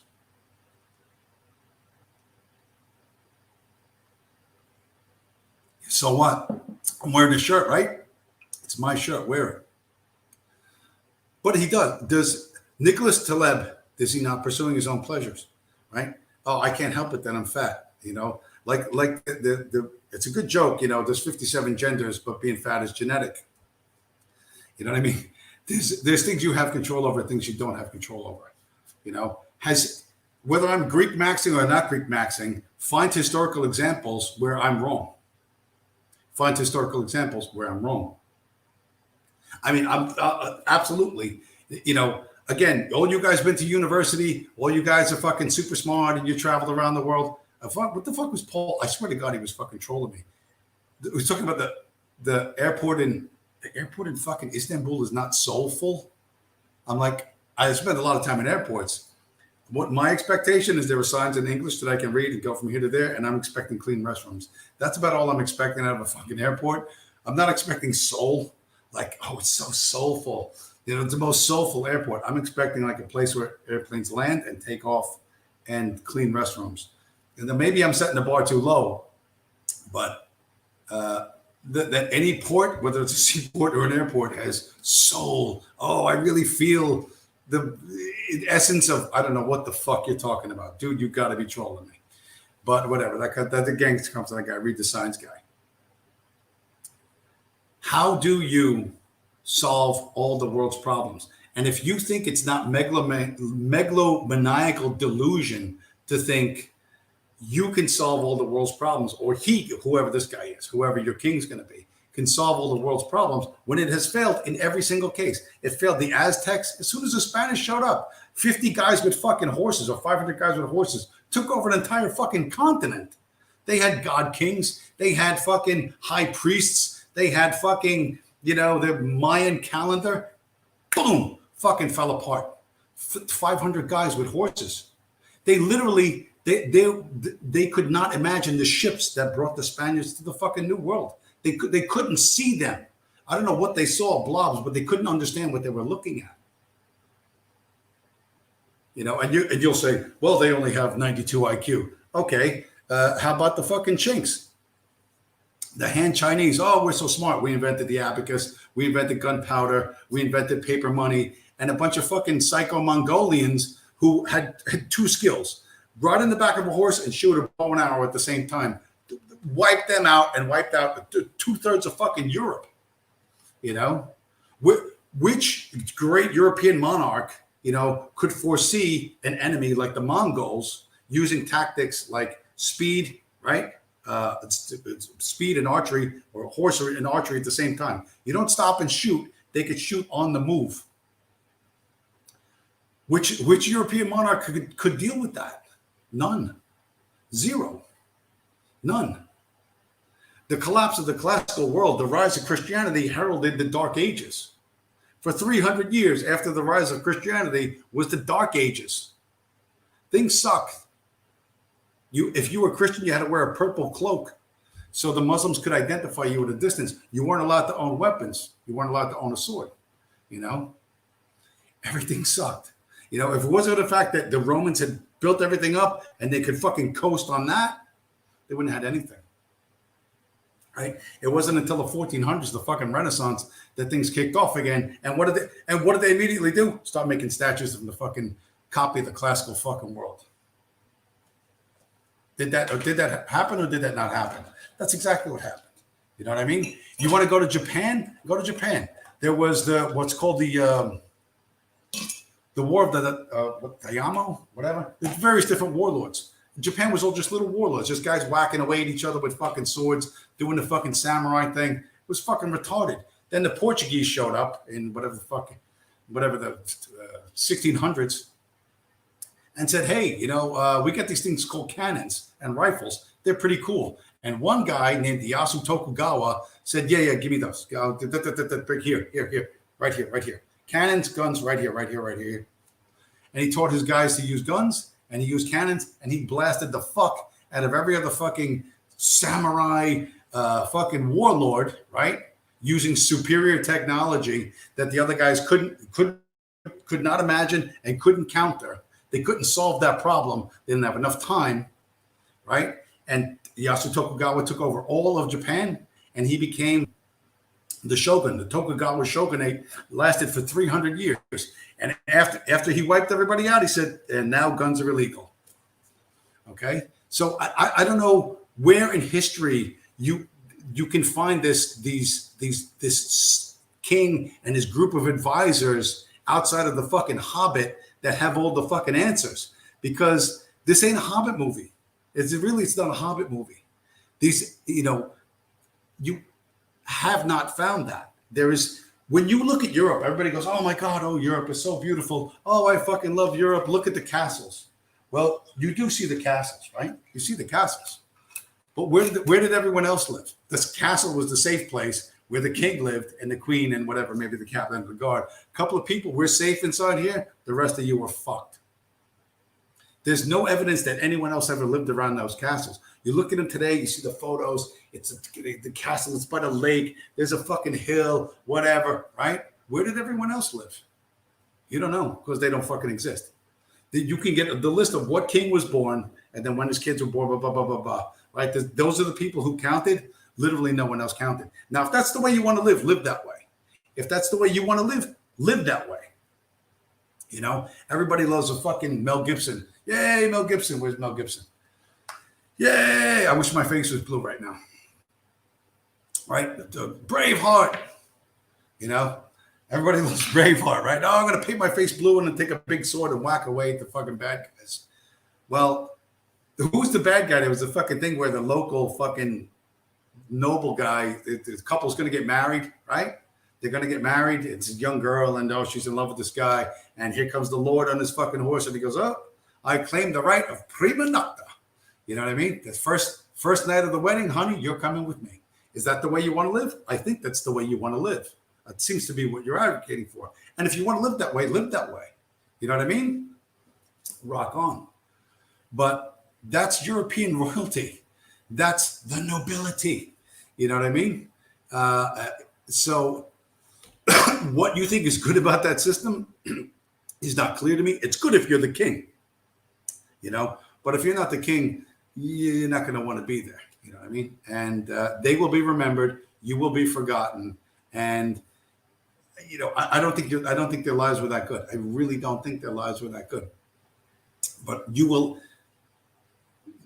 sooner than you think, you'll have an opportunity to build something like that in your lifetime. You'll have the opportunity to build something like that, not with Federal Reserve banknotes, but with Bitcoin. So you'll have that opportunity. And if it works, if I'm entirely wrong, you can come back and Yeah, Judas Jaiwafa. Look at those huge numbers I'm getting. Huge fucking numbers. Oh, we just lost one. We're down to 6. Anyway, if you think you can make that happen, make that happen. If you think you can find a historical example of a king who successfully navigated all these challenges, but it's my read of history, which is a dirty, crude, fucking high school dropout read of history, is most of the time when kings are challenged, they collapse. Sooner or later, they collapse. They might survive one challenge, but they almost never survive 2. And there's a reason why.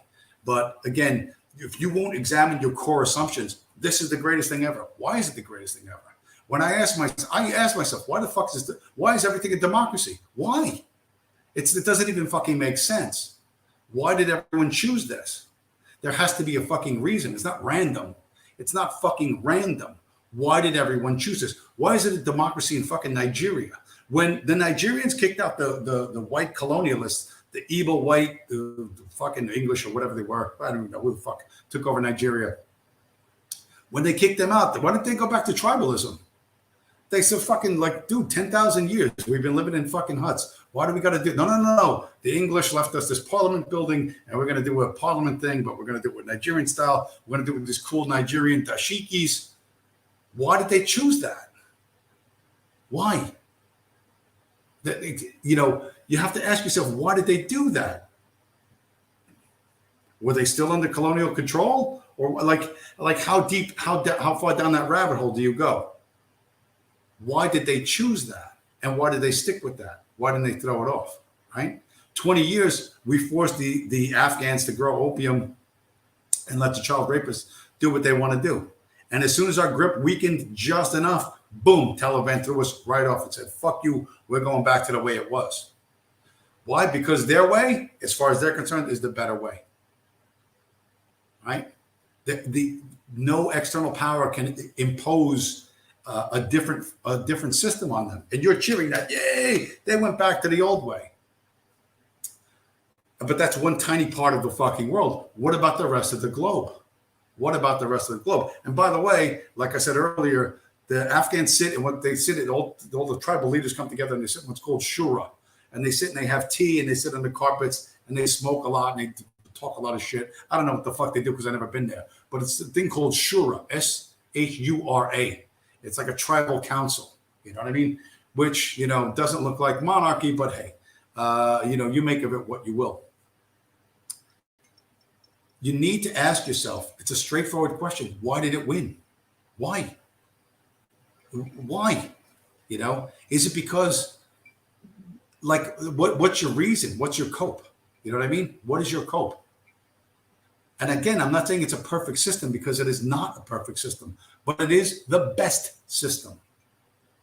There may be no ideals. You have this ideal, you have that ideal. That's great. But in terms of a workable fucking system, what is the best system? And the answer is democracy. You can like it or you can fucking spit nails, but that's that's the way it is. If you get a better answer to that, I realize that's not a collegiate level question, but it's the type of question that I would ask. It's a rude question. Why did it win?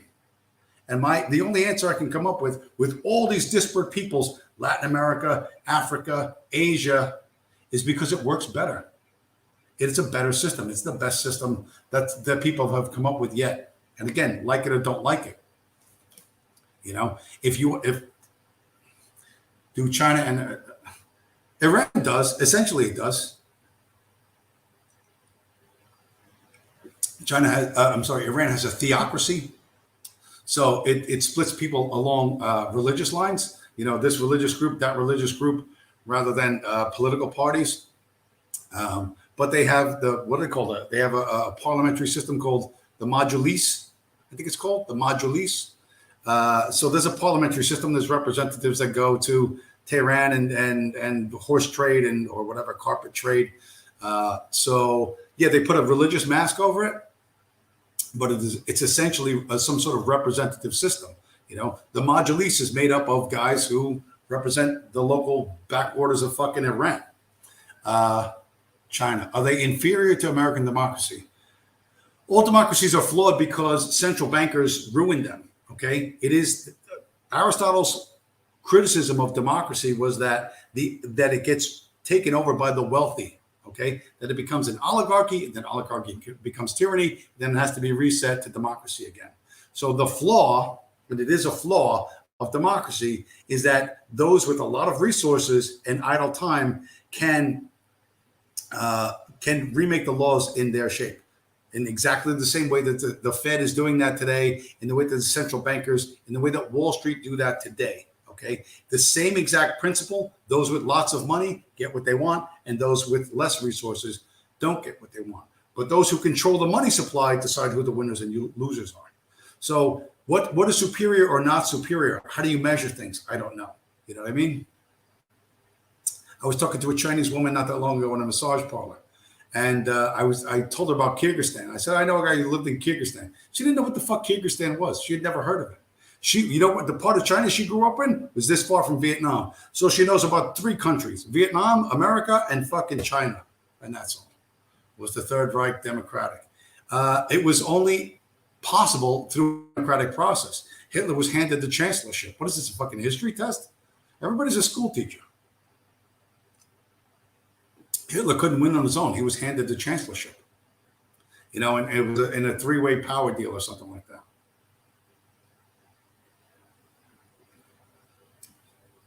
Yeah, Aristotle said, that's a popular quote. I don't know how, I have On Politics over there in the corner.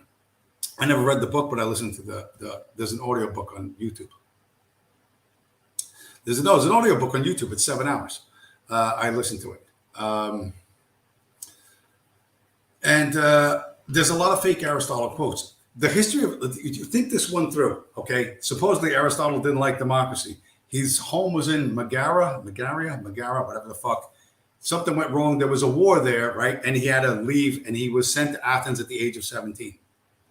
So now he gets forced, right? They twisted his fucking arm. They force him into Athens, where he has to work rowing a boat. No, he doesn't have to work rowing a boat. He has to work fucking shoveling shit. No, he actually goes right into fucking Plato's Academy. Somehow, some way, this fucking nobody walks into the most famous fucking school of philosophy and goes from being a student to being an instructor, challenging Plato himself. And the only reason why Plato, other than the fact that Plato didn't like the fact that Aristotle didn't take shit from him, he wasn't going to hand over the school to him. So what does Aristotle do? He goes and starts his own school called the Lyceum. So that's how much democracy sucks. It takes him in, it makes him a teacher in the most famous school, allows him to open his own fucking school, do all kinds of fucking research, and he's there thinking all day, fuck, this democracy sucks.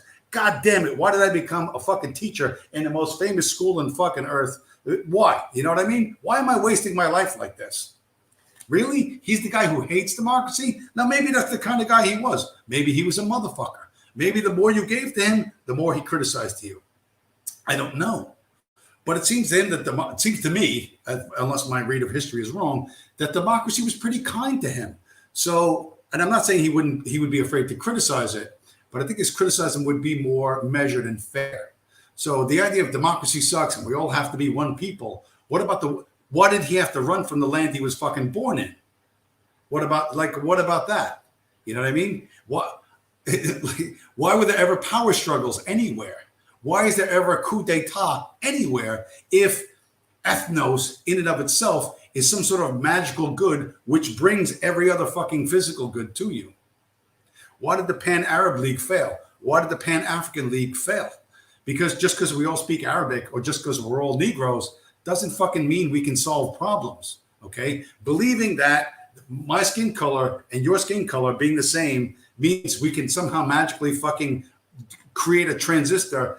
That's not the way it works. The dude who's smart enough to create a transistor creates a transistor. Now, it just so happens he's a white guy, but, you know, I have this physical quality. I have this physical attribute. I have an IQ at this level. So therefore what? You know what I mean? There are tons of people who have physical attributes that never develop them. You know what I mean? There are tons of people who have physical. I have green eyes. I don't have green eyes, but I have green eyes. I should rule the world because green eyes are the rarest. And so the most valuable. So you should do what I say. What the fuck? That's some stupid physical attribute you have. And that's what monarchy is. I was born into the right family. Well, I guess you were. you know? So you kneel and I fucking eat a big chicken leg and put on a funny hat and I live in the castle. And when the Muslims come during the Dark Ages to fucking take your children away across the fucking Mediterranean and rape the shit out of them, you're not allowed to fucking have a sword and fight back. And you have to wear a purple cloak so they can identify you at a distance. There you go. I'll be in the castle. See ya. Okay? That's a grossly oversimplified description of Europe during the Dark Ages, but not inaccurate. And why would you want to go there? You again, if you want that, you can get that. I swear to God, you'll be able to get that sooner than you know. But you better be careful about what you wish for, because you're not going to be able to back out of that as quickly as you like. Again, it's a fun fantasy when it's a million miles away. It's perfect, you know. But when you actually have to make that fucking puppy run, when you have to make it work, it's going to be a lot worse for you. It's going to be a lot worse for you and everyone else.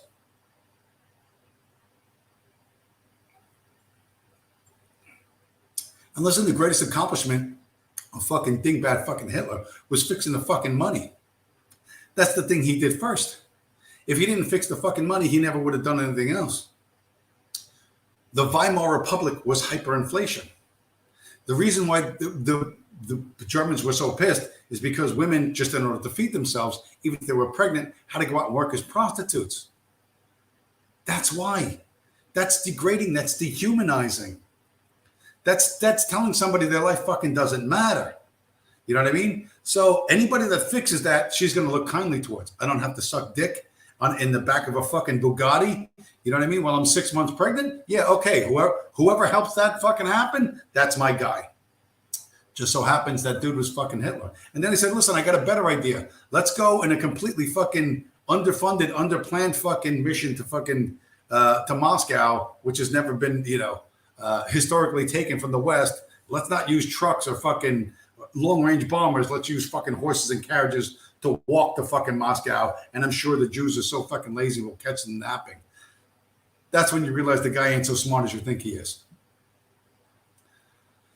But when, like I said, people's incentives are very, very different than what you think they are. They're not the ideals that you think they are. You can afford ideals right now. And even more, when your ideals don't have to be tested in the real world, they're even shinier and even more fucking beautiful. Okay. And when the rubber meets the fucking road, they all fuck up. Look at fucking, supposedly Hitler loved the best. Rommel was his fucking best guy. By far, Rommel was his fucking best guy. You know what I mean? What did he do to fucking Rommel? Rommel got out of line. Listen, motherfucker, drink the poison or else. Drink the fucking poison or else. And why did Rommel drink the poison? Because he was, he was afraid of getting shot? No, but he had thought of his fucking family. He's like, okay, listen, you leave my wife and kids alone. You fucking, you know what I mean? You give me your fucking word, and I'll do what I got to do. You know what I mean? But so where was the ideology? There was all that shit went out the fucking window. You know what I mean?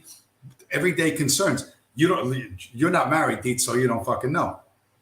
You don't have a wife. You don't have kids. You don't have no one to protect. So other than your precious ideas, and you're going to find that, one, you won't have any time for those ideas when you're raising kids, if you ever raise kids. And two, your kids are going to look at you like you're a fucking goofball when you start describing this stuff. They're going to laugh their heads off and roll around and say they want a fucking cookie, because that's what kids do. You know what I mean? All the things that you think are so brilliant, that you're going to find out are ephemera, Therefore, they're for drunken discussion things. What is this? Moon crickets rise up and genocide you. The moon crickets, as you describe them that way, I haven't heard that one in a while. I like that one too. They call us snow possums. They call us snow possums. I saw that on one thing. I had that on. I got wiped off my last channel. Snow possums. That's fucking hilarious. They're not going to rise up. The only successful snow moon cricket uprising was in Haiti, where they Haitian slaves overthrew the French, However, there's a number of very special circumstances there that if you know the history of Haiti, it makes it look in a way that doesn't. First off, the French were suffering from yellow fever. Like 80% of their army was suffering from fucking yellow fever. They were combat ineffective.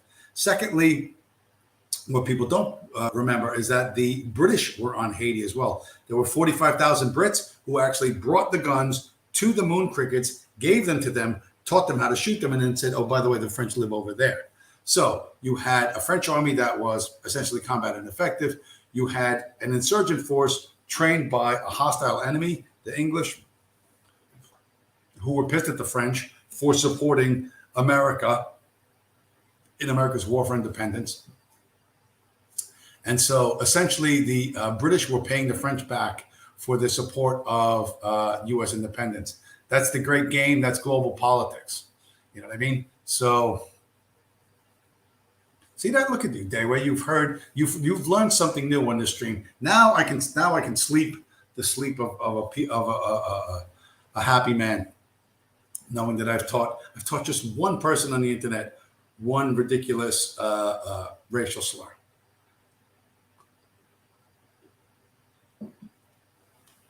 But the moon crickets aren't rising up. You know what I mean? Two stolen Glocks with 9 rounds of fucking ammo, and it does not a revolution make, I assure you. And the first thing they would do is loot the liquor store anyway and start shooting each other. So that's not going to happen. You know what I mean? Again, there's arguably there's a world full of possibilities, but there's a much narrower world of probabilities. What is probable? What will people probably do? And to understand that, all right, is to understand the world, all right, is to demystify a lot of things in the world, okay?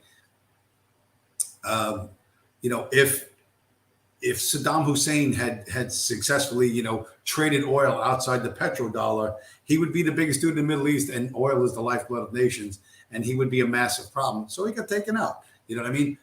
Muammar Gaddafi, same thing. He's going to trade oil for a gold-backed currency, and these two guys were regional guys in the Middle East that were relatively easy for us to take out because they didn't have nuclear weapons. They couldn't attack us. But China is talking about a gold-backed yuan or yuan, not gold, whatever they call it, yuan. And there's nothing we can fucking do about that because China has 300 nuclear missiles, and you're not going to fuck with China. You can talk shit. Washington can talk as tough as they want to fucking talk. But 300 nuclear intercontinental ballistic missiles is 300 nuclear-tipped intercontinental ballistic missiles, and you ain't going to fuck with them. So if China genuinely does do that because they want to do the Silk Road and they want to conquer Europe and later the entire world the Chinese way, we can't stop them right now. The good news is China is hyper corrupt and is unlikely to be able to pull this off because this is super complex with 10 million steps. But if they get halfway or a third of the way, it still really distorts the balance of world power. And we're ever weakening because we will not stop printing money and devaluing the money, and we will not stop importing cheap foreign labor, which is a recipe for disaster on multiple levels. Okay, it's a lot of friction culturally, et cetera, and an ever shrinking ability because the money stops working, the people who work for the money stop working, and that includes government agents, that includes the police, that includes the prisons, that includes everything else. So again, how fast that happens, what breaks first and when, man, I can't fucking predict that. But the overall shape of what direction it's going in is not hard to see. It's just hard to see clearly. You know what I mean? And the quicker you drop your ideological opposition to anything, just put all the ideas on the table and see what's what, the more clearly you're likely to see things, as if you look at it dispassionately. But if you're absolutely 100% in love with this idea or this worldview, it's going to distort. It's going to distort your perception, and you may not act correctly. You may act. You listen. You may get lucky. But it's less likely. You know what I mean? It's possibility and probability, and the ability to solve problems. right? The ability to solve foreseeable problems. Everybody likes to quote Enoch Powell, that English politician from the 50s. What is the ability to solve foreseeable problems? Well, for all the fascists who want to take over, what are the foreseeable problems once global homo falls over? You're going to have to feed a lot of people. How do you do that? How do you get, do you let we're going to let everyone in the city starve? How many people are you going to write off there? Like, let's say you're a fascist, you're a white nationalist, right? White people are great, everyone else sucks. Okay. That's fine. Are you going to ever rescue any of them? Or do they just die? Like, you were too stupid to move out of the cities, so you deserve to die. You just shrank the available people in your ethno state. By every city, however many of them die, and everyone that's in your ethno state goes, oh, fuck. If we choose wrong, we're going to fucking die. And we don't get a choice anymore. So they're going to feel like they're strapped into a ride that they have no control over. And then you're going to say, now, what are you going to say? Like, what are the foreseeable problems, right? What are the foreseeable problems? Food, sanitation, you know what I mean? Energy. How's this going to work? How are you going to do it? Just saying, hey, isn't it great that we're all white? Being white is great. Being white is great. Being white is great. That doesn't create a power plant, right? That doesn't create a sewage treatment plant or people who know how to run that shit. You know what I mean? It doesn't create fucking medicines. You know what I mean? It doesn't educate doctors, right? All the stuff you're going to need, especially when you're a big shot, because you, Daiwei and Joshua Dietz, you're going to be at the fucking top level of shit. You're going to get the doctors first, and of course the best doctors, but they're all going to have to be white doctors. And if they don't want to be doctors, fuck it, you're going to force them to be doctors anyway, right? How's this going to work? Like, you have no idea. When I say you don't understand complex systems, how they work, how they're made, how they're fucking run, what makes them break, and how to fix them, you don't understand any of that. You think your fucking childlike fucking ideas, if you just chant this loud enough, hard enough, it'll fucking happen. You're like those fucking dopey fucking yids who chant fucking, we want Mashiach now. There's not much difference in your approach to their approach. You're asking for different things, but your approach is the same. It's not one of practicality. It's not one of, okay, what works, what doesn't work? How do we make it work? Like, how do we make people do what we want them to do? You haven't figured that out. Mostly your answer is, we're going to bring massive negative consequences. We're going to beat you. We're going to shoot you. We're going to throw you in prison. Well, okay, how is that different from the Gulag system? How is that different with the communists do? How is it functionally different? It isn't. So, it's, from the moon cricket point of view, what's the difference between this plantation and that plantation? I'll stick with the one I know. Better the devil you know than the devil you don't. But like I said, the beginning of the crack of this empire is going to pose a lot of opportunities for people. I strongly suspect you will take none of them because you don't understand how to exploit them, and you don't understand how to build anything you think you want to build. Again, when you're building in your mind, it's perfect. Everything works perfect. There are no problems. You know what I mean? However, the real world is going to present you with problem after problem after problem, and you're going to have to solve them in real time, or everyone will lose faith in you. And you're only going to get one shot at this. So, Joshua Dietz, world famous author, world famous. Everyone knows you're the American extremist. I'm the American, whatever, democracy respecter. I don't even have a book yet. If I wrote a book, it'd be like 3 pages. That way. But Jimmy, complex systems require many people, not an individual who can become transient. Understand? Yes, I do. Yes, I do. Same argument you made about King's failing. Right. That's my point. You want authoritarianism. Is that not what you want? A single point of failure, whether it's a monarch or an authoritarian. I don't know. How do you elect an authoritarian? Did you just, authoritarian comes up and says, hey, here's my plan. Now we're all going to do this. Every Tuesday, we're going to walk on the left side of the street and everyone's going to eat only wheat bread or whatever the fuck knows. He goes, yeah, that's a brilliant idea. I love that. Yes, a complex system involves a lot of people working on a lot of different aspects of things. And it has to be some set of rules that everyone agrees to live by. Well, what is it? What is that rule going to be? What are those rules going to be? Right?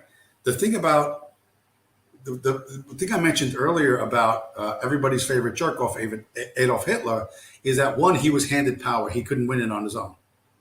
He could not convince everyone to vote for him. So they handed him the chancellorship. But what he did, the initial thing, which was really the easy thing, fix the fucking money. Fix the fucking money. And because he had fixed the money, right, the economy went from Weimar to an economic boom where wives could stay home and men had factory jobs and blah, blah, blah, with 1930s, of course. And they could return to what was a more traditional form of life, a more comfortable form of life for the people at the time. The fact that he did that and did that relatively quickly and easily, people said, oh, okay, he did that pretty good. Maybe he knows about this next thing, And this next thing was the thing that fucking put them right back into the shit as deeper. No, people united to solve. People don't unite to solve complex problems. What the fuck are you talking about? What? Listen, other than me paying taxes, which I do, whether I want to or not, I'm not united with anyone. I'm not united with the people on this fucking stream. When I point out you can't get 9 people to agree on a fucking live stream about any fucking thing, like vanilla or chocolate, and they're gonna break out into fucking 17 different fucking opinions. You can't get not even to pretend, not for fucking 10 minutes on a live stream, but you think somehow in so question mark, and then we all agree, and then the problem magically gets solved. How is that going to happen? What do I get out of it? What is my role? What do I get out of it? What should I do? What should I do first? You don't fucking know. There's the idea of people, a nation, and ethnos. Again, Jonathan Pohl lived in an ethnos. He lived in Kyrgyzstan. His wife is Kyrgyz. His kid is half Kyrgyz, but everyone's Kyrgyz there. And Kyrgyzstan is as ethno state as you can fucking get. You ain't never been there. You ain't never fucking going there. You don't want to fucking go there. Okay? It's not the paradise that you think it is. It's the fucking backwater of fucking backwaters. And if anyone opens the fucking door for you to run out of there, you fucking run. At top fucking speed. So your idea that, the people, the ethnos, this is a fantasy you have in your fucking head. This is complete delusional fantasy. And nobody buys it. No, not even anybody in the, I said this fucking, this is one of the reasons why I want to fucking beat Richard Spencer to death. Richard Spencer was like, black people call each other brother. I've been in rooms where black people call each other brother, by the way. You know what I mean? And there's always some fucking scumbag who sucks at his job or whatever, and he's trying to get over on the whole room. I've been in a room where there's only me and one other white person. It's like 10, 12, 15 black people. And some guy just trying to fucking hustle, like, yo, my brother. And every black dude in there, it was mostly guys. They just stopped looking at, you know what I mean? They looking away because they've all heard this my brother bullshit. They've heard that fucking hustle 1,000 times before, and they know it's fucking bullshit. And the guy's like, yo, my brother, we're all brothers here, my man. Look at my skin, kind of shit. And everybody's like, dude, I got to go out to my truck and check my paperwork. They all, literally, they physically stand away from him. It's not culturally acceptable for them to say, hey, fuck you. You know what I mean? Fuck that brother shit. You're not, allowed to say that. But that's what they're all saying. You know what I mean? And they're all like, hey, man, I got a job. I got a wife. I got kids, whatever. They don't want to be part of that. They know that hustle because they've heard it 1,000 times before. Okay, you think you're saying something fucking new because you're saying it on the internet to I don't know what the fuck you're thinking. Trust me, 1, white people don't respond to that, first off. 2, they'll catch on even quicker. Nobody buys into that. Literally, nobody buys into that.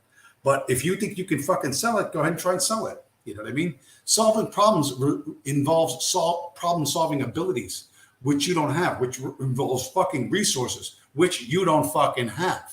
You know what I mean? What's better, efficiency or redundancy? You know what I mean?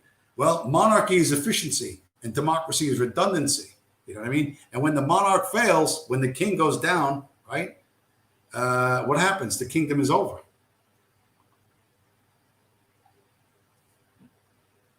For want of a nail. a shoe was lost. For want of a shoe, a horse was lost. A horse. My kingdom for a horse, right? Richard III. The king's in battle. Oh, he's going to save the fucking kingdom. But the shoe falls off the fucking horse. The horse falls over. The king goes down. Everyone sees the king goes down. They lose fucking heart and the battle is lost. For want of a nail, a shoe was lost. For want of a shoe, a horse was lost.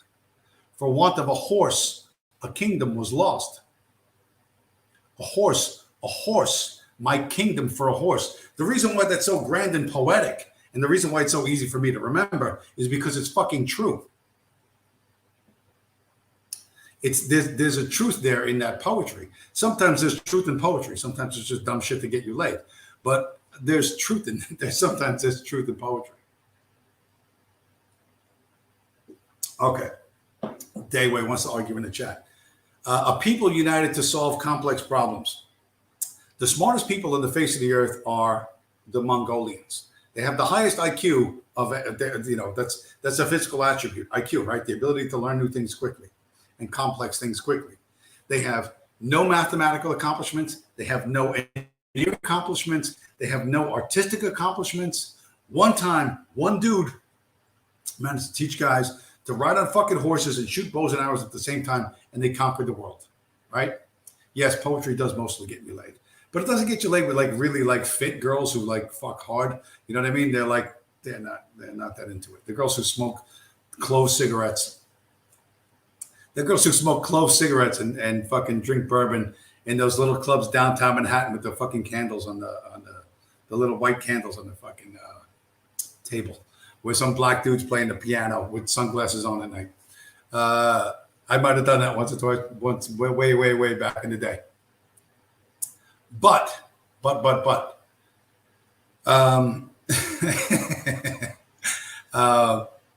yeah, the ability for the Mongolians they have the highest IQ, but what is their culture? They are nomads who live in something called a yurt, which is like a fucking tent. They have no accomplishments of anything. They ended up as a backwater of the Soviet Union. So the smartest people ever, what did they do? You know what I mean? All this emphasis on IQ, these fucking IQ tards. The highest IQ people who supposedly achieve so much always achieve something in a 100 average IQ culture. These, the highest achieving cultures are the ones that had like 100, 105 IQ, not much higher than that. You know what I mean? The Jews would wave around their IQ numbers, which is a lie. But the Mongolians have a legit high one. And what did they ever do? Like nothing. No written language. No engineering feats. Nothing. No medicine. No nothing. I have this physical attribute. It's a brain that is capable of learning things really quickly, but there's no culture around it that supports it, that allows that brain to do anything. You know what I mean? In Europe, you have classical music guys, right? You have Mozart and Beethoven and Bach and Grieg and fucking Holst and all these guys, right? Franz, Joseph Haydn, Liszt, all those dudes, all the ones I listen to on what is it, 105.9 QXR. Now, whatever it is listen, I know how to play the fucking radio. I don't know how to play. I couldn't play music to save my fucking life. You put a gun to my head and said, play music. I said, fuck you, pull the trigger. Okay? Because I ain't making it. Like, I don't know A from a C, from a D, from a flat F, from a sharp. I don't know what the fuck any of that shit means. I have no fucking idea. Okay? However, there were dudes like Mozart and Haydn and Liszt and all the rest. There's something in their fucking brains, right? That they fucking hear sounds that no one else can fucking hear. Vivaldi, they hear sounds that no one else can hear, and then they can write it out in a fucking script that nobody understands, okay? But not nobody, but for a few people understand, and they can look at that, and then they can take a violin or whatever, and then they can make fucking sounds like no one's ever fucking heard before, like phenomenal things. What is that, okay? It's not taught. You're born with it. That is an attribute, a physical attribute that has some value to a wider culture. But how long was that sitting in the head of Europeans when the Europeans were fucking barbarians, right? For how many millennia? Until there was a culture in place where there could be a Mozart, where there could be a Vivaldi, where there could be a Bach, or a Grieg or a Holst or a Tchaikovsky, until there was a sufficient culture, right, of a certain wealth and complexity, in order for these guys with the ability to do this. How many generations of Europeans lived and died with this thing in their head and no one ever heard it? Did they look like crazy people? Yeah, they probably look like crazy people. Did they look demon possessed or whatever? You know what I mean? Think about, what's his name? Fucking Beethoven. Beethoven's going deaf, right? He's going deaf. He's still fucking composing while he's fucking going deaf. Okay? He hears the music in his head, you know, but there's a problem physically with his ears. So he hears a ringing and shit, but he still manages to write out the fucking music. Now, don't imagine Beethoven in the fucking 1800s. Imagine him in 800, right? Rome has collapsed. We're still in the Dark Ages. Somebody with Beethoven's gift, he hears things in his fucking head that nobody else hears. He can't even fucking describe it, okay? There's no culture of music because it's the Dark Ages. There's no liars. There's no, the Greek lyre is the liars. They call it a liar. I don't mean someone tells lies. But there's nothing, right? There's no flutes, there's no pan guys, there's nothing, right? That doesn't exist anymore. That's the evil pagan classical world. We're in the good Christian world, which has no fucking music. This guy hears music in his head all fucking day long. Why? Because he's the 27th fucking guy in line to fucking eventually Beethoven's gonna pop out of his genes. But does he think he's hearing demons? Does he think he's hearing God? Could he even fucking explain this to anybody? This is 24/7 in his fucking head, right? But there's no culture to express that. So does that guy have a great life? Does that guy's life suck? You don't fucking know. You can't even. I'm sitting here half fucking drunk. I can fucking imagine this. Do you understand that there has to be a complex culture built up around that in order for there to be a Mozart or whatever? Pick your fucking guy. You know what I mean? And that doesn't come on all of those guys. If they say you can go to Vienna today and you can do like the Mozart tour, you know, and Mozart had an apartment probably half the size of what the fuck I live in. And he didn't have running water. You know what I mean? And he was fucking Mozart, and he was like the richest guy of the day, or the second richest guy of the day. So, you know, and they begged for fucking kings to fucking give them fucking scraps. You know what I mean? They needed a patron. Oh, you know, like nobody cared if Mozart's wife and kids fucking starved to death. They didn't give a fuck. You know what I mean? And when he croaked, and what's the fucking the Requiem that he was writing, his fucking wife desperately tried to get somebody to fucking fix it so she could have something to fucking sell so she could feed her fucking kids. That's a fucking cruel, vicious culture. How could you treat Mozart that way? You know why? Because you're a fucking monarch. Because you're a king. I am the fucking king, and you are fucking nothing. Is that your wife? I'm going to fuck her. Is that your fucking daughter? I'm going to fuck her. That's the culture you want to live in? Fucking enjoy it, cocksucker. I'm not living in that culture. I don't want any part of that. You want to make that happen? Rock on. I don't want any fucking part of you. You want to be a cuck to a fucking king? Rock on. You're going to get your fucking chance. You're really going to get your fucking chance. You're going to find out your cuck fantasy, not exactly what you fucking thought it was. Not exactly as cool as you thought it was.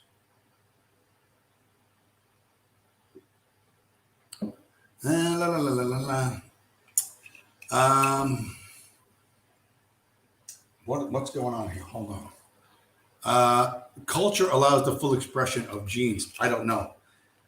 What does it mean, the full expression of genes? What does that even mean? What is the full expression of your genes? A sufficiently advanced culture, like European culture post-Renaissance, does allow for people with certain gifts to possibly flourish. Possibly. You know what I mean? But Joshua Dietz, who wants to go back to Kings? That's not what you all want. What is the difference between a 20th century authoritarian and a fucking king? How is Stalin different from a king? How is he different from a king? I don't get it. Even everybody's favorite, fucking Adolf Hitler. How is it, like, you know, the royal families of Europe of Germany got together and said, "You shall be king," right? There's always the 9 royal families who every now and then the king gets picked out of one of those. How is that different? How is it functionally different? Again, the mask superficially Oh, we're going to have a lot of paperwork. We're going to have a parliamentary procedure, whatever. What's the difference between non-rich families, meeting together in one castle and making a decision? How is that different? Again, it's a small group, a relatively concentrated group, a centralized group that decides what the program is going to be, because they think this guy's going to be compliant with the program that suits them. And everyone else, you can get fucked.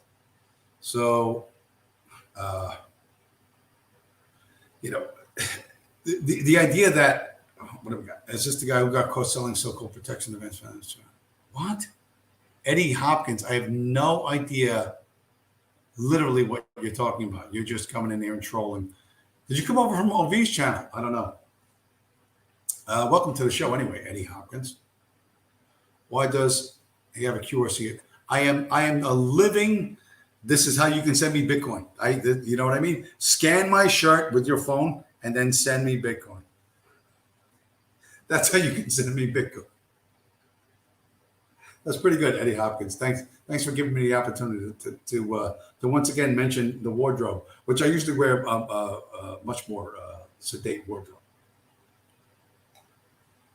But fair questions. Why does democracy rule the earth? Why did the Nigerians choose it? Why did the Colombians choose it? Why did the fucking Mexicans who had God Kings and a basketball game where the Aztecs cut people's heads off, why did they choose that?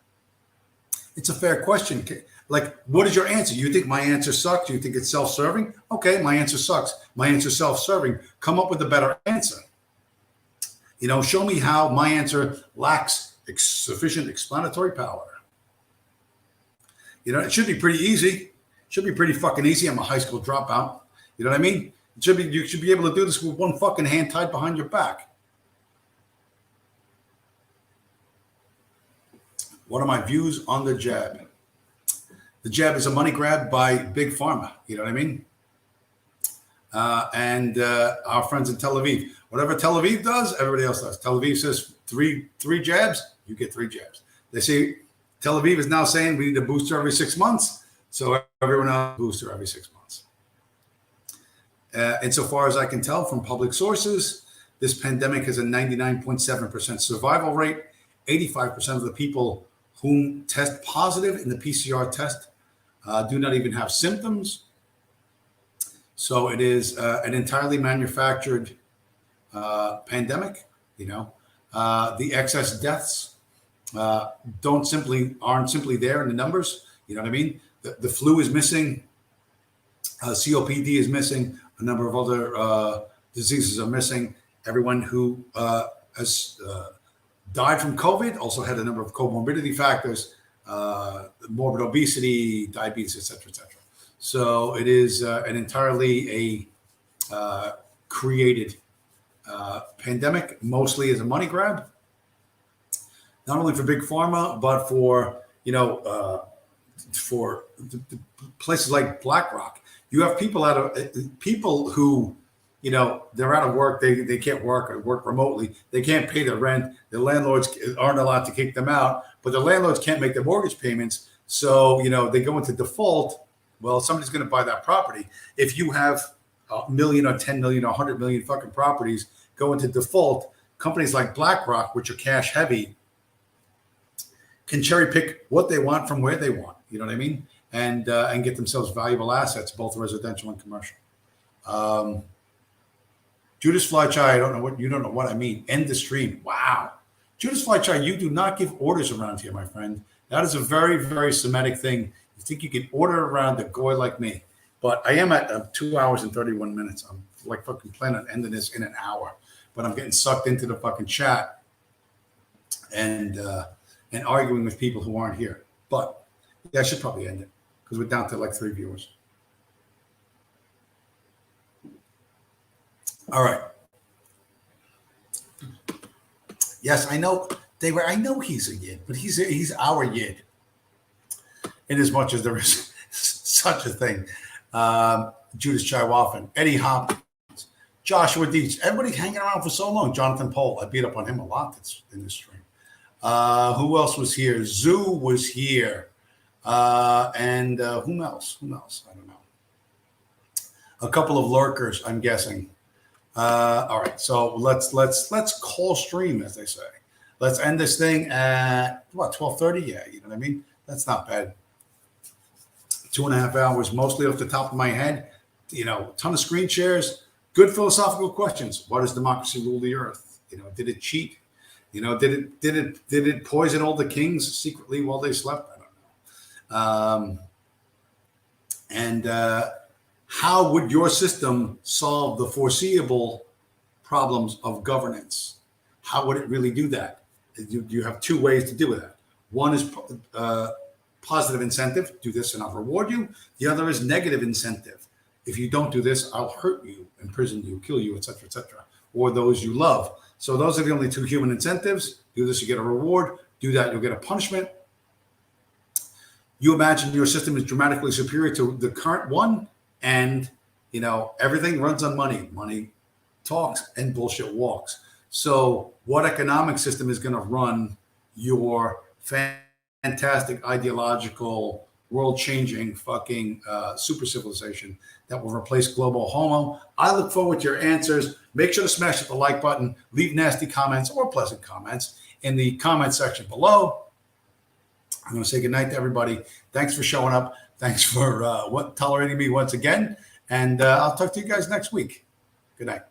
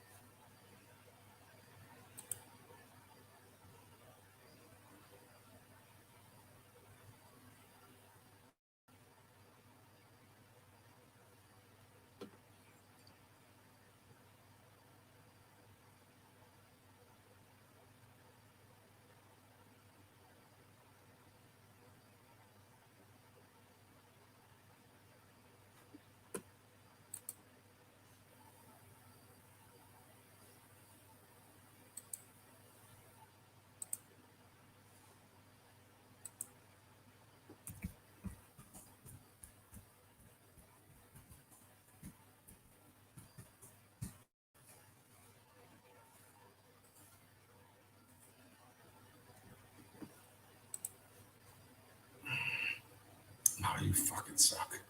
Come on.